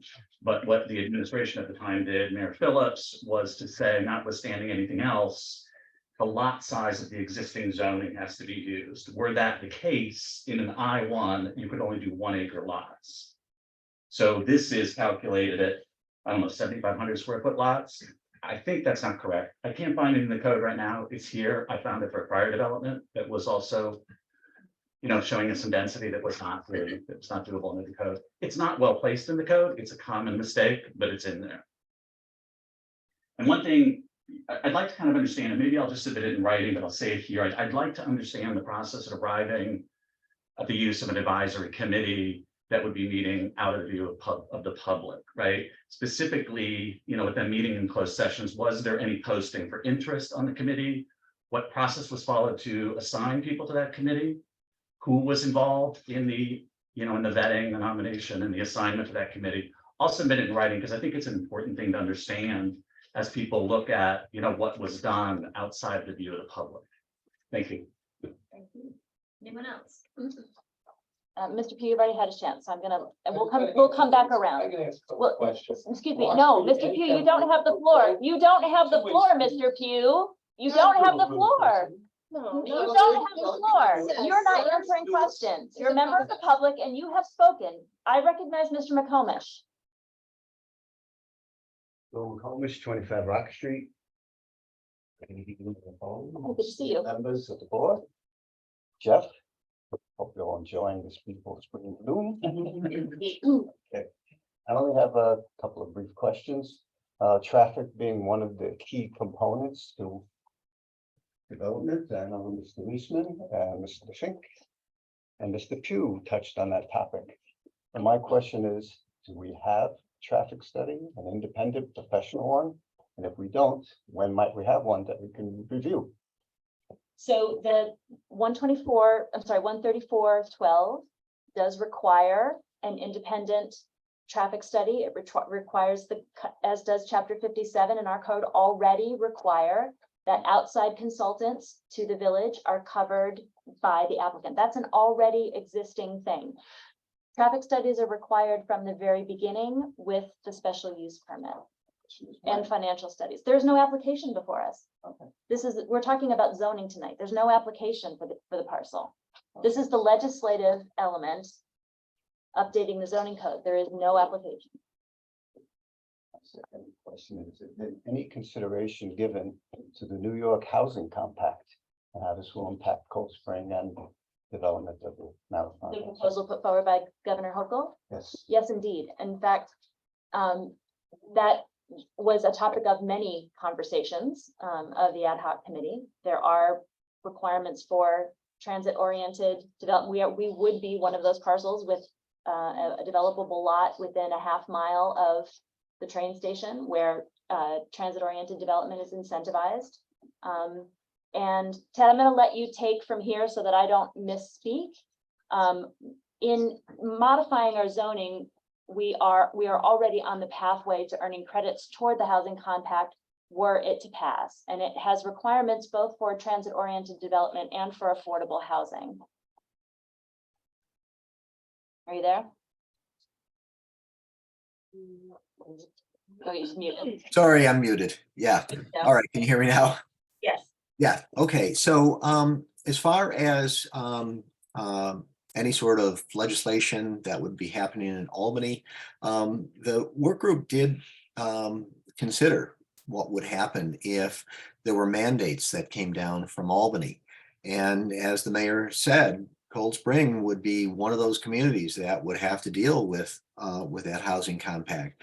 And so part of the consideration was to take a look at the village, because in general, from a planning standpoint, areas that are already urbanized, like the village, like cities, these are the locations where it is considered most appropriate to continue to build out, as opposed to areas such as the town of Phillipstown, more open space areas. That these are not the places that have the infrastructure that can support additional development. So it is going to be places like Cold Spring that has existing water and sewer systems. It has village streets. It has utilities that more houses could hook up to. And that's one of the reasons why the state is looking at places like Cold Spring to be able to capitalize on the infrastructure that exists, on the development that exists. And especially for those communities that have transit available in a walkable sort of pattern like Cold Spring does. You can go from virtually anywhere in the village and walk to the train station. So unfortunately, this is what the trend is now, because as many people have expressed, there is a affordable housing crisis where there's not enough housing to house the number of people that need to be housed. And so Cold Spring, I think, is wise, at least in my professional opinion, to get ahead of the state on this and to begin to plan for how it can accommodate in the least impactful way additional housing units, such as accessory dwelling units that generally appeal to single householders, retirees, empty nesters, single persons starting out that need to have an affordable option where they can actually live in a community like Cold Spring that has so many amenities. So that's something we have to see. The population is expanding, and people need places to find to live. So it's pretty much Orthodox planning. I'm sorry, Ted, I thought you were finished. No, that's The okay. compact is something that's been put forward by the governor. It's being debated. There are competing proposals from the state assembly and the state senate. So it's not passed into law yet, but we looked at what it might anticipate when having that conversation. Did we address your questions? Yes, thank you. Awesome. Thank you. Good to see you. Anyone else? Hi. Hi, my name's Antonio, 25 Rock Street. My question is around the pressure that might be put on because of that possible legislature and making that wanting to be pushed forward. And I was wondering about Hall Road being part of what is the potential, if someone was saying that is part of the Scenic Hudson, that road that potentially could, what is the possibility of utilizing that? Well, the village doesn't own that property. Scenic Hudson does, and it's designated parkland, so it would have to be an alienation of parkland. So that's a Scenic Hudson question. That's not an area that the village has control of. I understand, but that really would be the access, because Rock Street has many, many times said here. So if there is pressure as a mandate into the Marathon property, that might squeeze things in a way that might not be beneficial to all of us because of the pressure from on high. Understood. So I just wanted to put that out as a concern. Thank you. Others? Rebecca, did you have your hand up? I did. I wanted to just say that. Can you state your name and address for the record, please? Dr. Ramirez, 13 Church Street. I just wanted to, I actually appreciate that you are all updating the zonings to address that. That is, it's an eyesore and it's underutilized, and it would be wonderful to see a vision for it. So I thank you for that.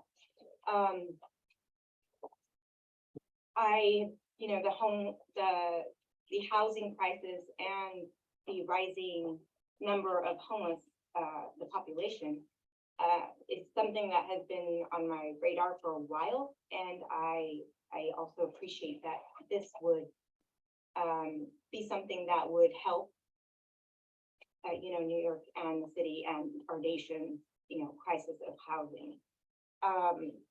But I also wanted to say, you know, there's a lot of families here that are being priced out. And single mothers, several that I know, that are, you know, just 2 or 3 family members, and they can't find places to live, and they've lived here for a while. Their kids have gone to school here, and so they have to move while their kids are still like about to graduate. So that's why I appreciate you. I wanted to say that I really appreciate Laura's comment, and I was wondering, forgive my ignorance to understanding how the zoning in this particular area how that would happen. Like, I would love to see commercial, specifically medical services, for 2 reasons. One, it would eliminate a lot of the carbon emissions that is created here. Most of the carbon emissions created by Phillipstown residents is from car use to medical, to get medical needs met. So if you did have that first floor feed medical services, even if it was like an optometrist, that would help our air quality.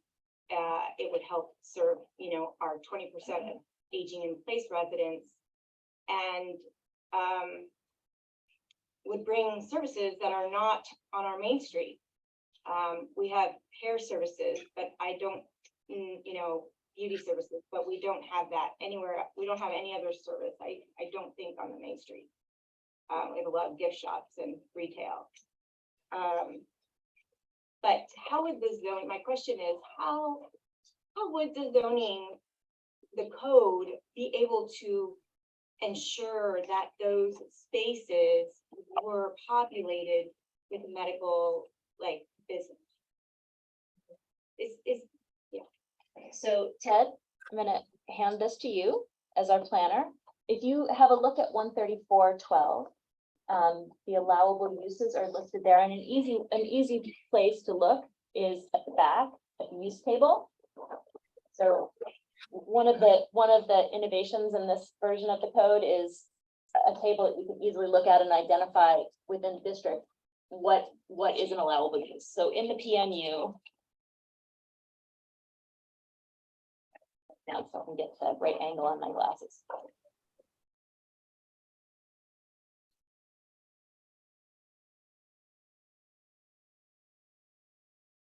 Personal service shop, it's allowable under special permit.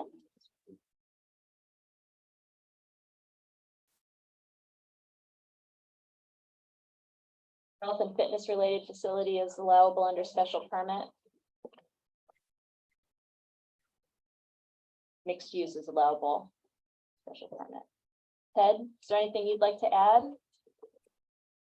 Well, I don't think that medical services was something that that was addressed by the work group. It is certainly a public comment, I think, that is worth seeing whether or not the list of the non-residential uses for the Marathon site could be expanded to include something like that. But at this point, I think it's, you know, it's fairly limited in what would be permitted. You know, Marathon was designed primarily for residential type uses.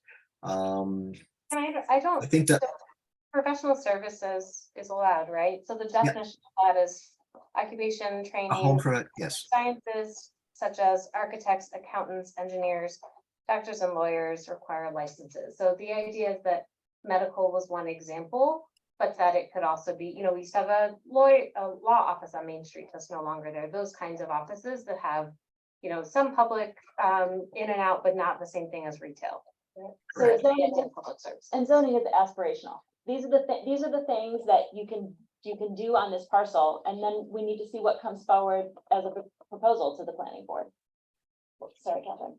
I was gonna say, even a vet down there. Yeah.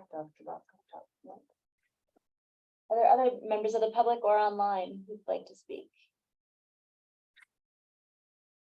Oh, still exclusively on the zoning and that, for.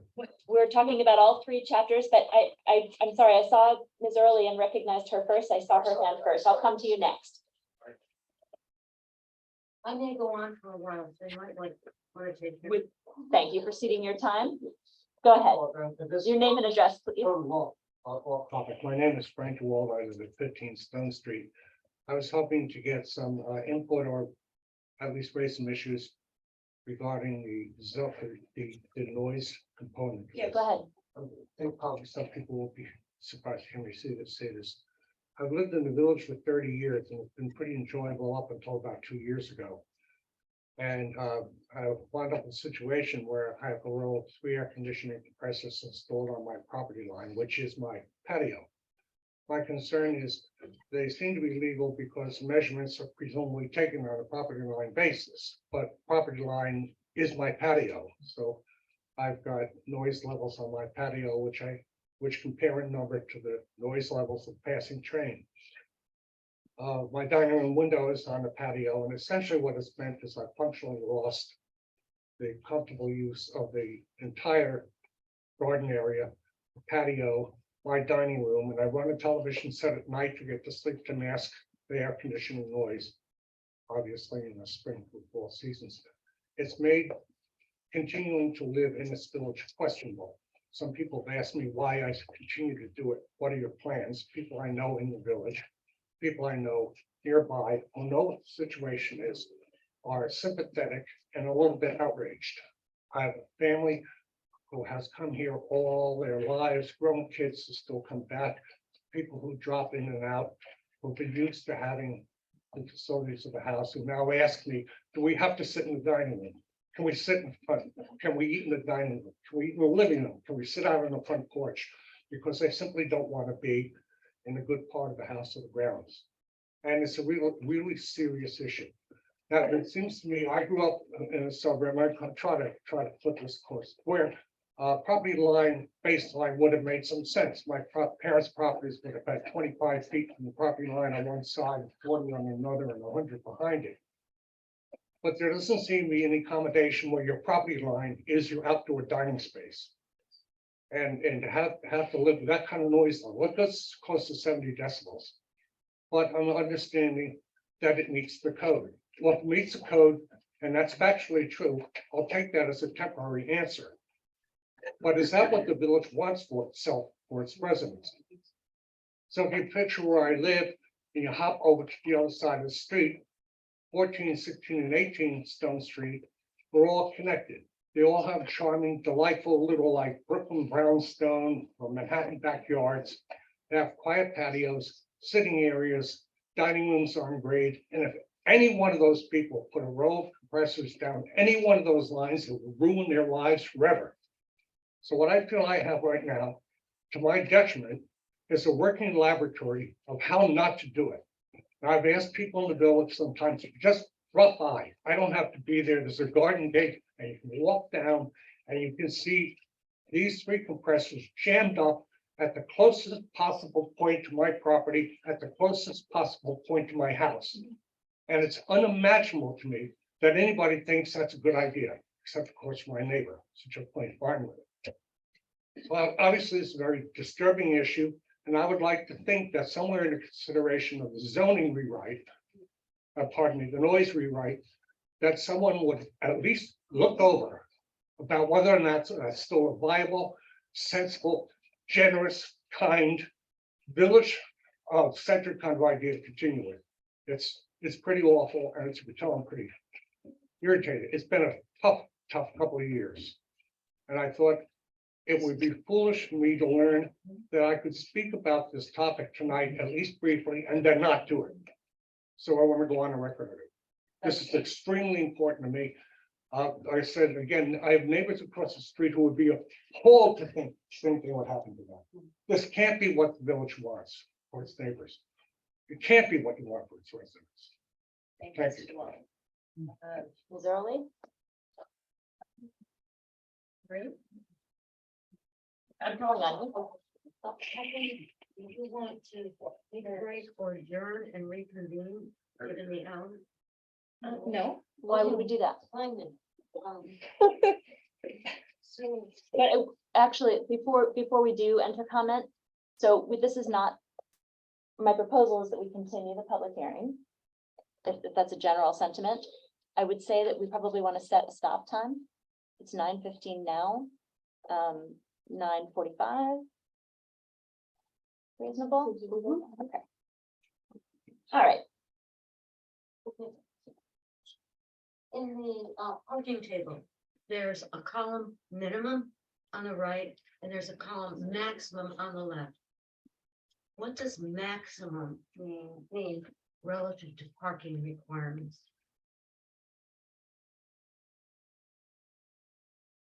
Are you waiting for an answer now, or are you going to read all of your questions? Oh, no, if you want, I'll go on, I'll continue on.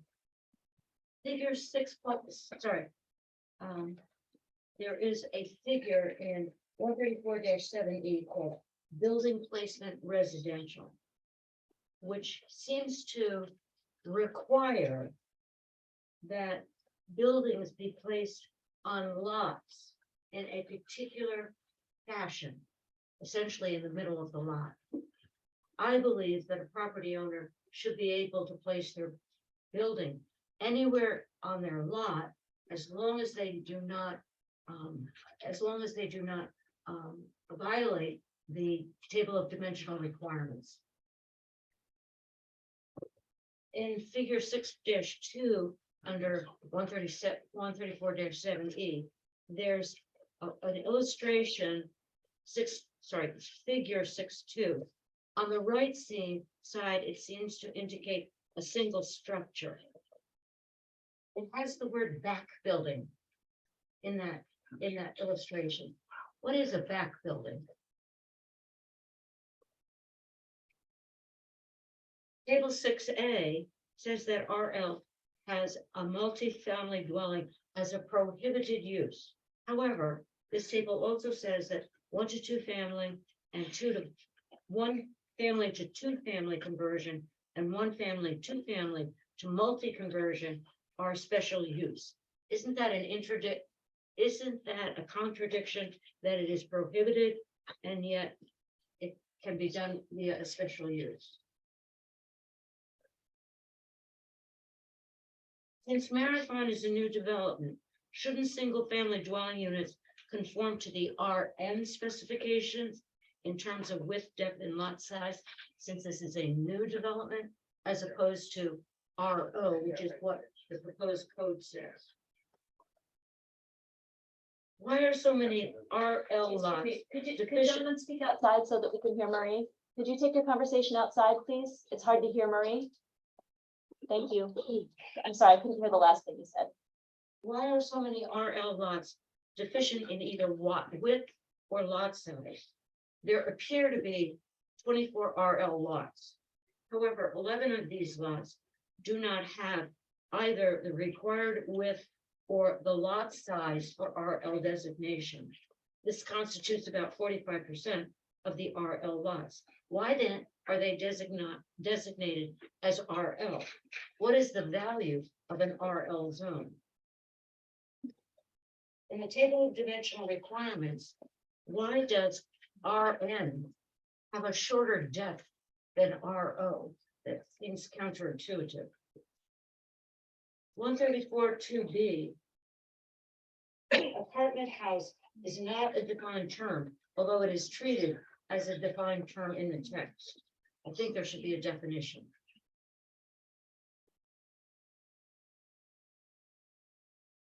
Marina is identified as a valid use in the civic district. The only property identified as a civic district property with water access is 5 New Street, which is the boat club. The requirements for marina, as stated in the proposed code, are 160,000 square feet, and a square 200 feet by 200 feet will fit on the lot. 5 New Street in its entirety, which includes the Hudson House parking lot, and I believe there's a pump station there. 5 New Street is 1.09 acres with a maximum width of approximately 130 feet. which means that it doesn't have to meet the requirements for a marina. I suggest that marina be eliminated from the zoning. I don't think there's any parcel in the village that can conform to that requirement. Thinking about parking again, table 17, theaters. The maximum parking is one space per 1,000 square feet, with a maximum of 2 spaces per 1,000 square feet. This seems inadequate. Also in the parking table, for restaurants and bars, the minimum is, in the proposed parking table, the minimum is 6 spaces, the maximum is 10 spaces per 1,000 square feet.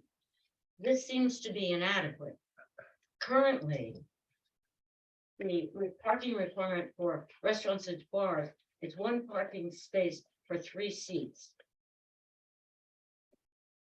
Why was 5 Orchard Street zoned as ERC?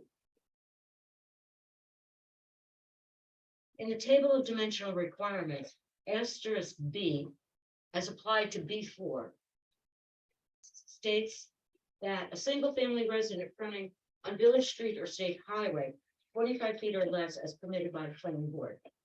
Should this be it says single-family resident, I think it should be single-family residence. There are no single-family residences permitted in B4, although 134.15a states any use permitted in an R district. However, neither accessory apartments or short-term rentals are permitted in the B4 district. Uses in an R district include single-family dwellings.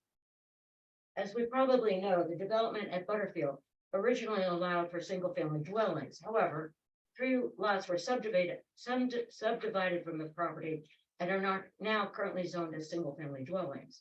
I believe that any reference to single-family dwellings should be removed from the description of the Butterfield property.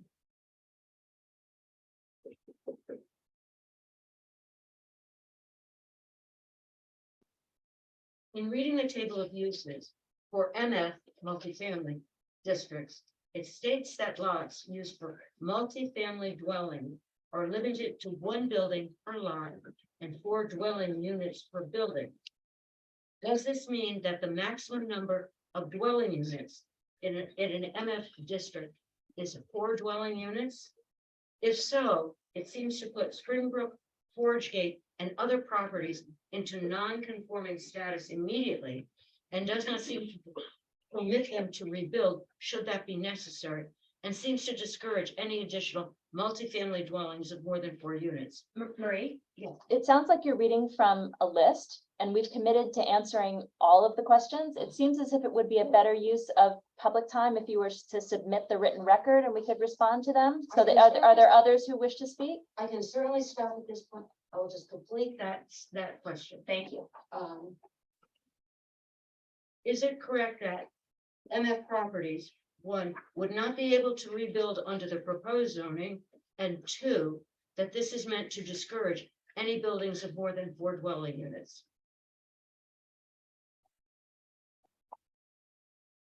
So you'll make sure that the clerk gets a copy of your questions? Sorry? Will you make sure that the clerk has a copy of your questions, I'm gonna please? get you a copy. I have a very marked up one. Okay. Feel free to turn in what you have or send later, that's fine. Are there any other members of the public online wishing to speak? Is Mr. Almer, is that a hand or is that your cursor? Okay. Anyone else in the room? Nominate them. That's right. Okay. So, So oh, go ahead, Dan. I have just. Okay, Dan's gonna speak first. So. Dan's gonna speak first. Dan Valentine, 6 Garden Street. Any change is difficult. Lived here my whole life, sat through the lumber yard, Butterfield, all the stuff. Been on the parking committee, and at a time when we're talking about residential permits for parking, because there's not enough parking in the village. There's a lot of lawn signs about the board trail and how many thousands of people it's going to bring to the village, more than what we're seeing now in the fall. The last thing we want to do is to add 200 more residents to a certain area of the community where there's no way to kind of get around. And I keep hearing traffic studies. This is part of what we've been talking about with the parking. It is a problem, right? And it's hard to consider zoning a piece of property, which we already know is difficult to get to. And I think whether we as a village do a transportation study combined with parking. We looked at that property as overflow parking for businesses and stuff on the weekends when it's so busy. Just to correct the public no, record, that we looked isn't- at the that- the no. portion of that area that is owned by the village, which is not the same as the Marathon site. So I guess my question is just, is there another option for that piece of property that takes into account the Ford Trail, the hikers, the amount of cars that are coming into the village on the weekends? Is there another option for that property besides adding multiple residential units? Ted, can you speak about the comprehensive plan and how that relates to the question that Dan is asking? Could you hear the question Dan is asking, first of all? You're muted, Ted. Yeah, he's coming. Sorry, I didn't hear the question clearly, so So can you the restate the question, question? if I can summarize, and if you think I haven't summarized correctly, you can feel free to correct. The question was, what other options, is this the only option? What other options do we have? And I'm asking you to respond to that question in the context of the comprehensive plan. So this and- is for the Marathon site? Yes. Yes. Well, the comprehensive plan was under development for 5 years, and there were multiple public engagement meetings that took place. There was a public opinion survey. The special board took in all of the information that was available and basically came up with a recommendation that the Marathon site be a location for a potential mixed-use development as an alternative to the industrial zoning, which is really at this stage in the village's history, it's a legacy sort of zoning that affects not only Marathon, but it affects Mayor's Park. It's the industrial zoning is also in the northern part of the village. It takes in some of the lots on Rock Street. So it's a bigger animal than I think can be answered in just one step. But the idea behind the comprehensive plan and behind the proposed chapter 134 was to eliminate that industrial zone and to come up with something better.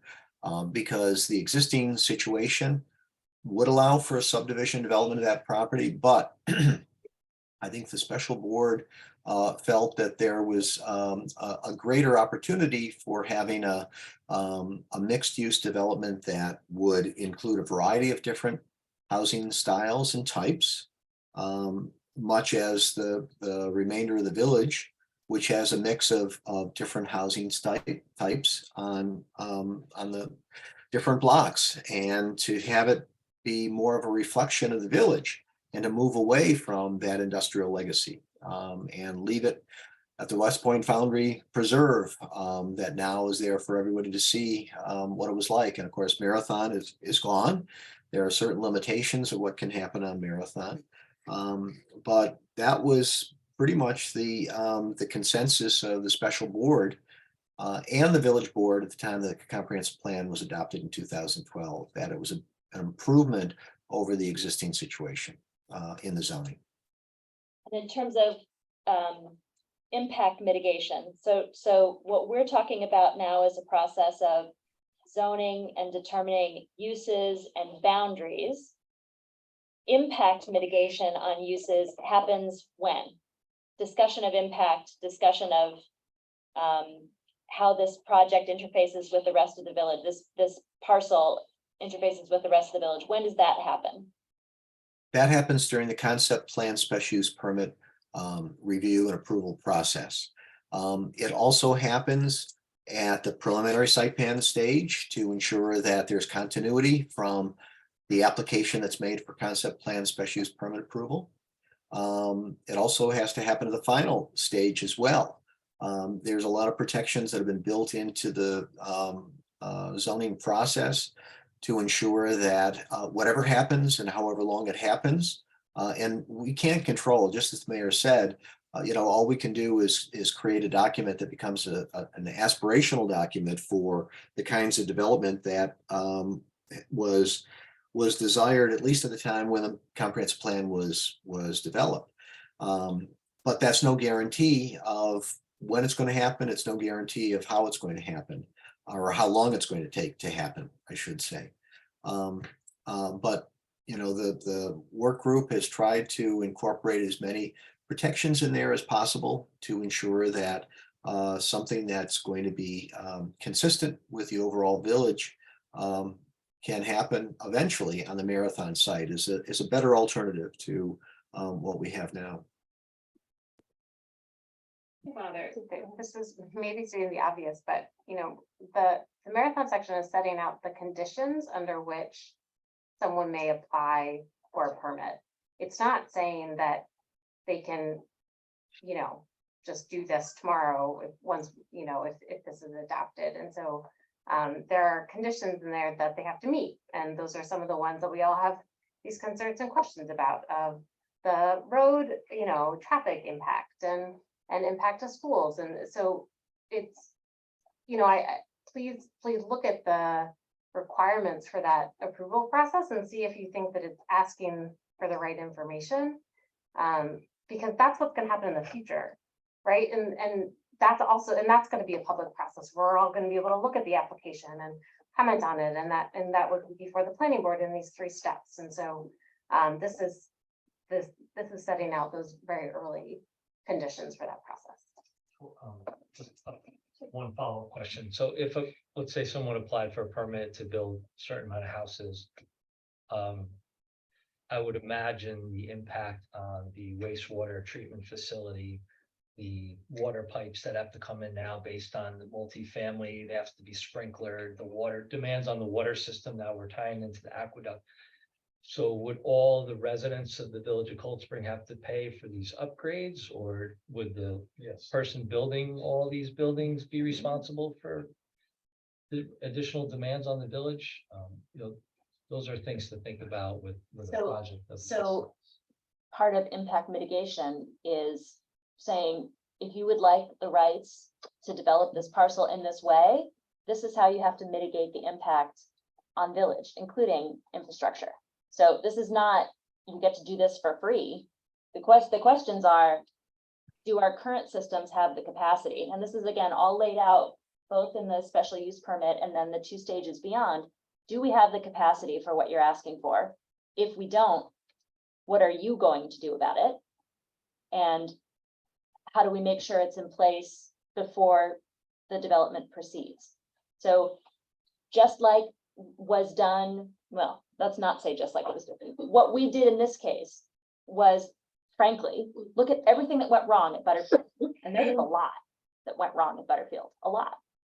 And asked, how do we build in safeguards so that those questions are addressed ahead of time and impacts are realistically assessed? And we're not just taking the word of the developer, but the village has its own consultants asking those questions as well. That's really important. None of that was in place in the same way when that last large development happened. And I think, it was some of us in the room were here for that. Many of us were in the room here. We're here for that. It was a bruising public process, and a lot of things did not go the village's way. And we learned lessons from that, and I've tried very hard to build out process to make sure that doesn't happen again. And infrastructure is the most essential of all of them. Yes, particularly given the dam we have to deal with, the droughts we're going to contend with, the river rise, the stormwater. All of those things have to be considered as part of the process, and the code lays out requirements that they are considered before the special use permit is even given. Does that help answer the question anyway? Okay, thanks. There was someone else who raised. So Michael, we'd love to lead, and which Michael? Reisman. Yeah, I'm looking at the clock. Okay, I have a short question. So my question is, and this maybe is the board, for Ted. So with respect, going back to 13412, Marathon.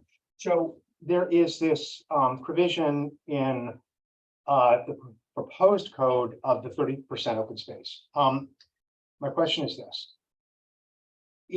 Must that 30% open space be contiguous? So this relates to the build out analysis. So I didn't see anything like that. So could the property owner, if this goes through, say, okay, I'm going to, within each acre, have 30% open space and then build on the rest? So that's my question. Can that happen under this proposed law?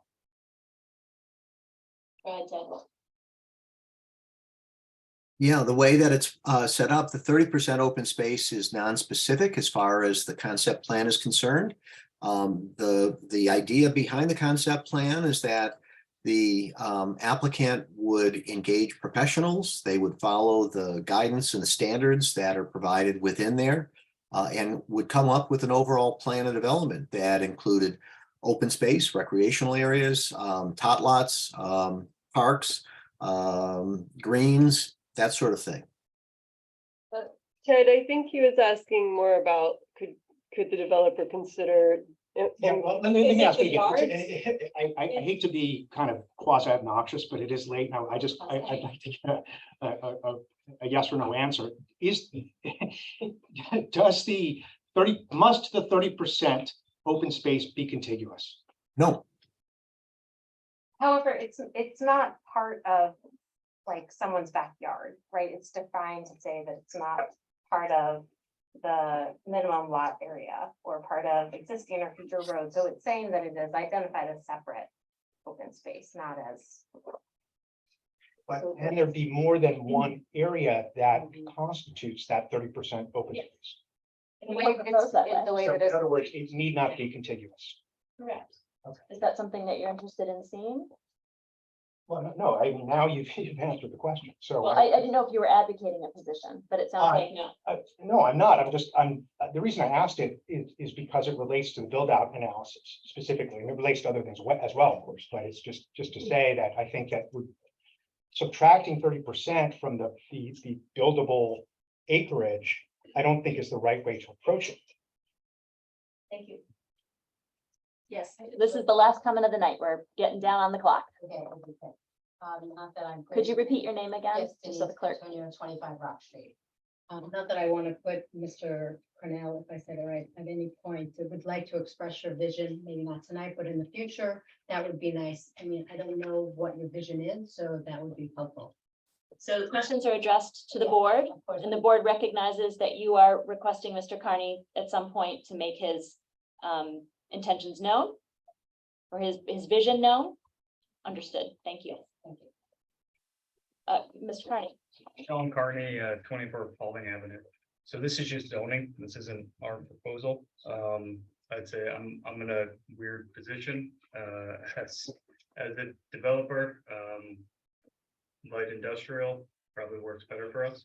If you look at the controls that are in place with the existing zone, it's a very quick, streamlined process. I think Ted, I don't know if you can hear me, so hopefully don't take offense. I think the last proposal we did, or site plan we did like 10 years ago, had 300,000 square feet over 3 stories, a basement and 2 stories.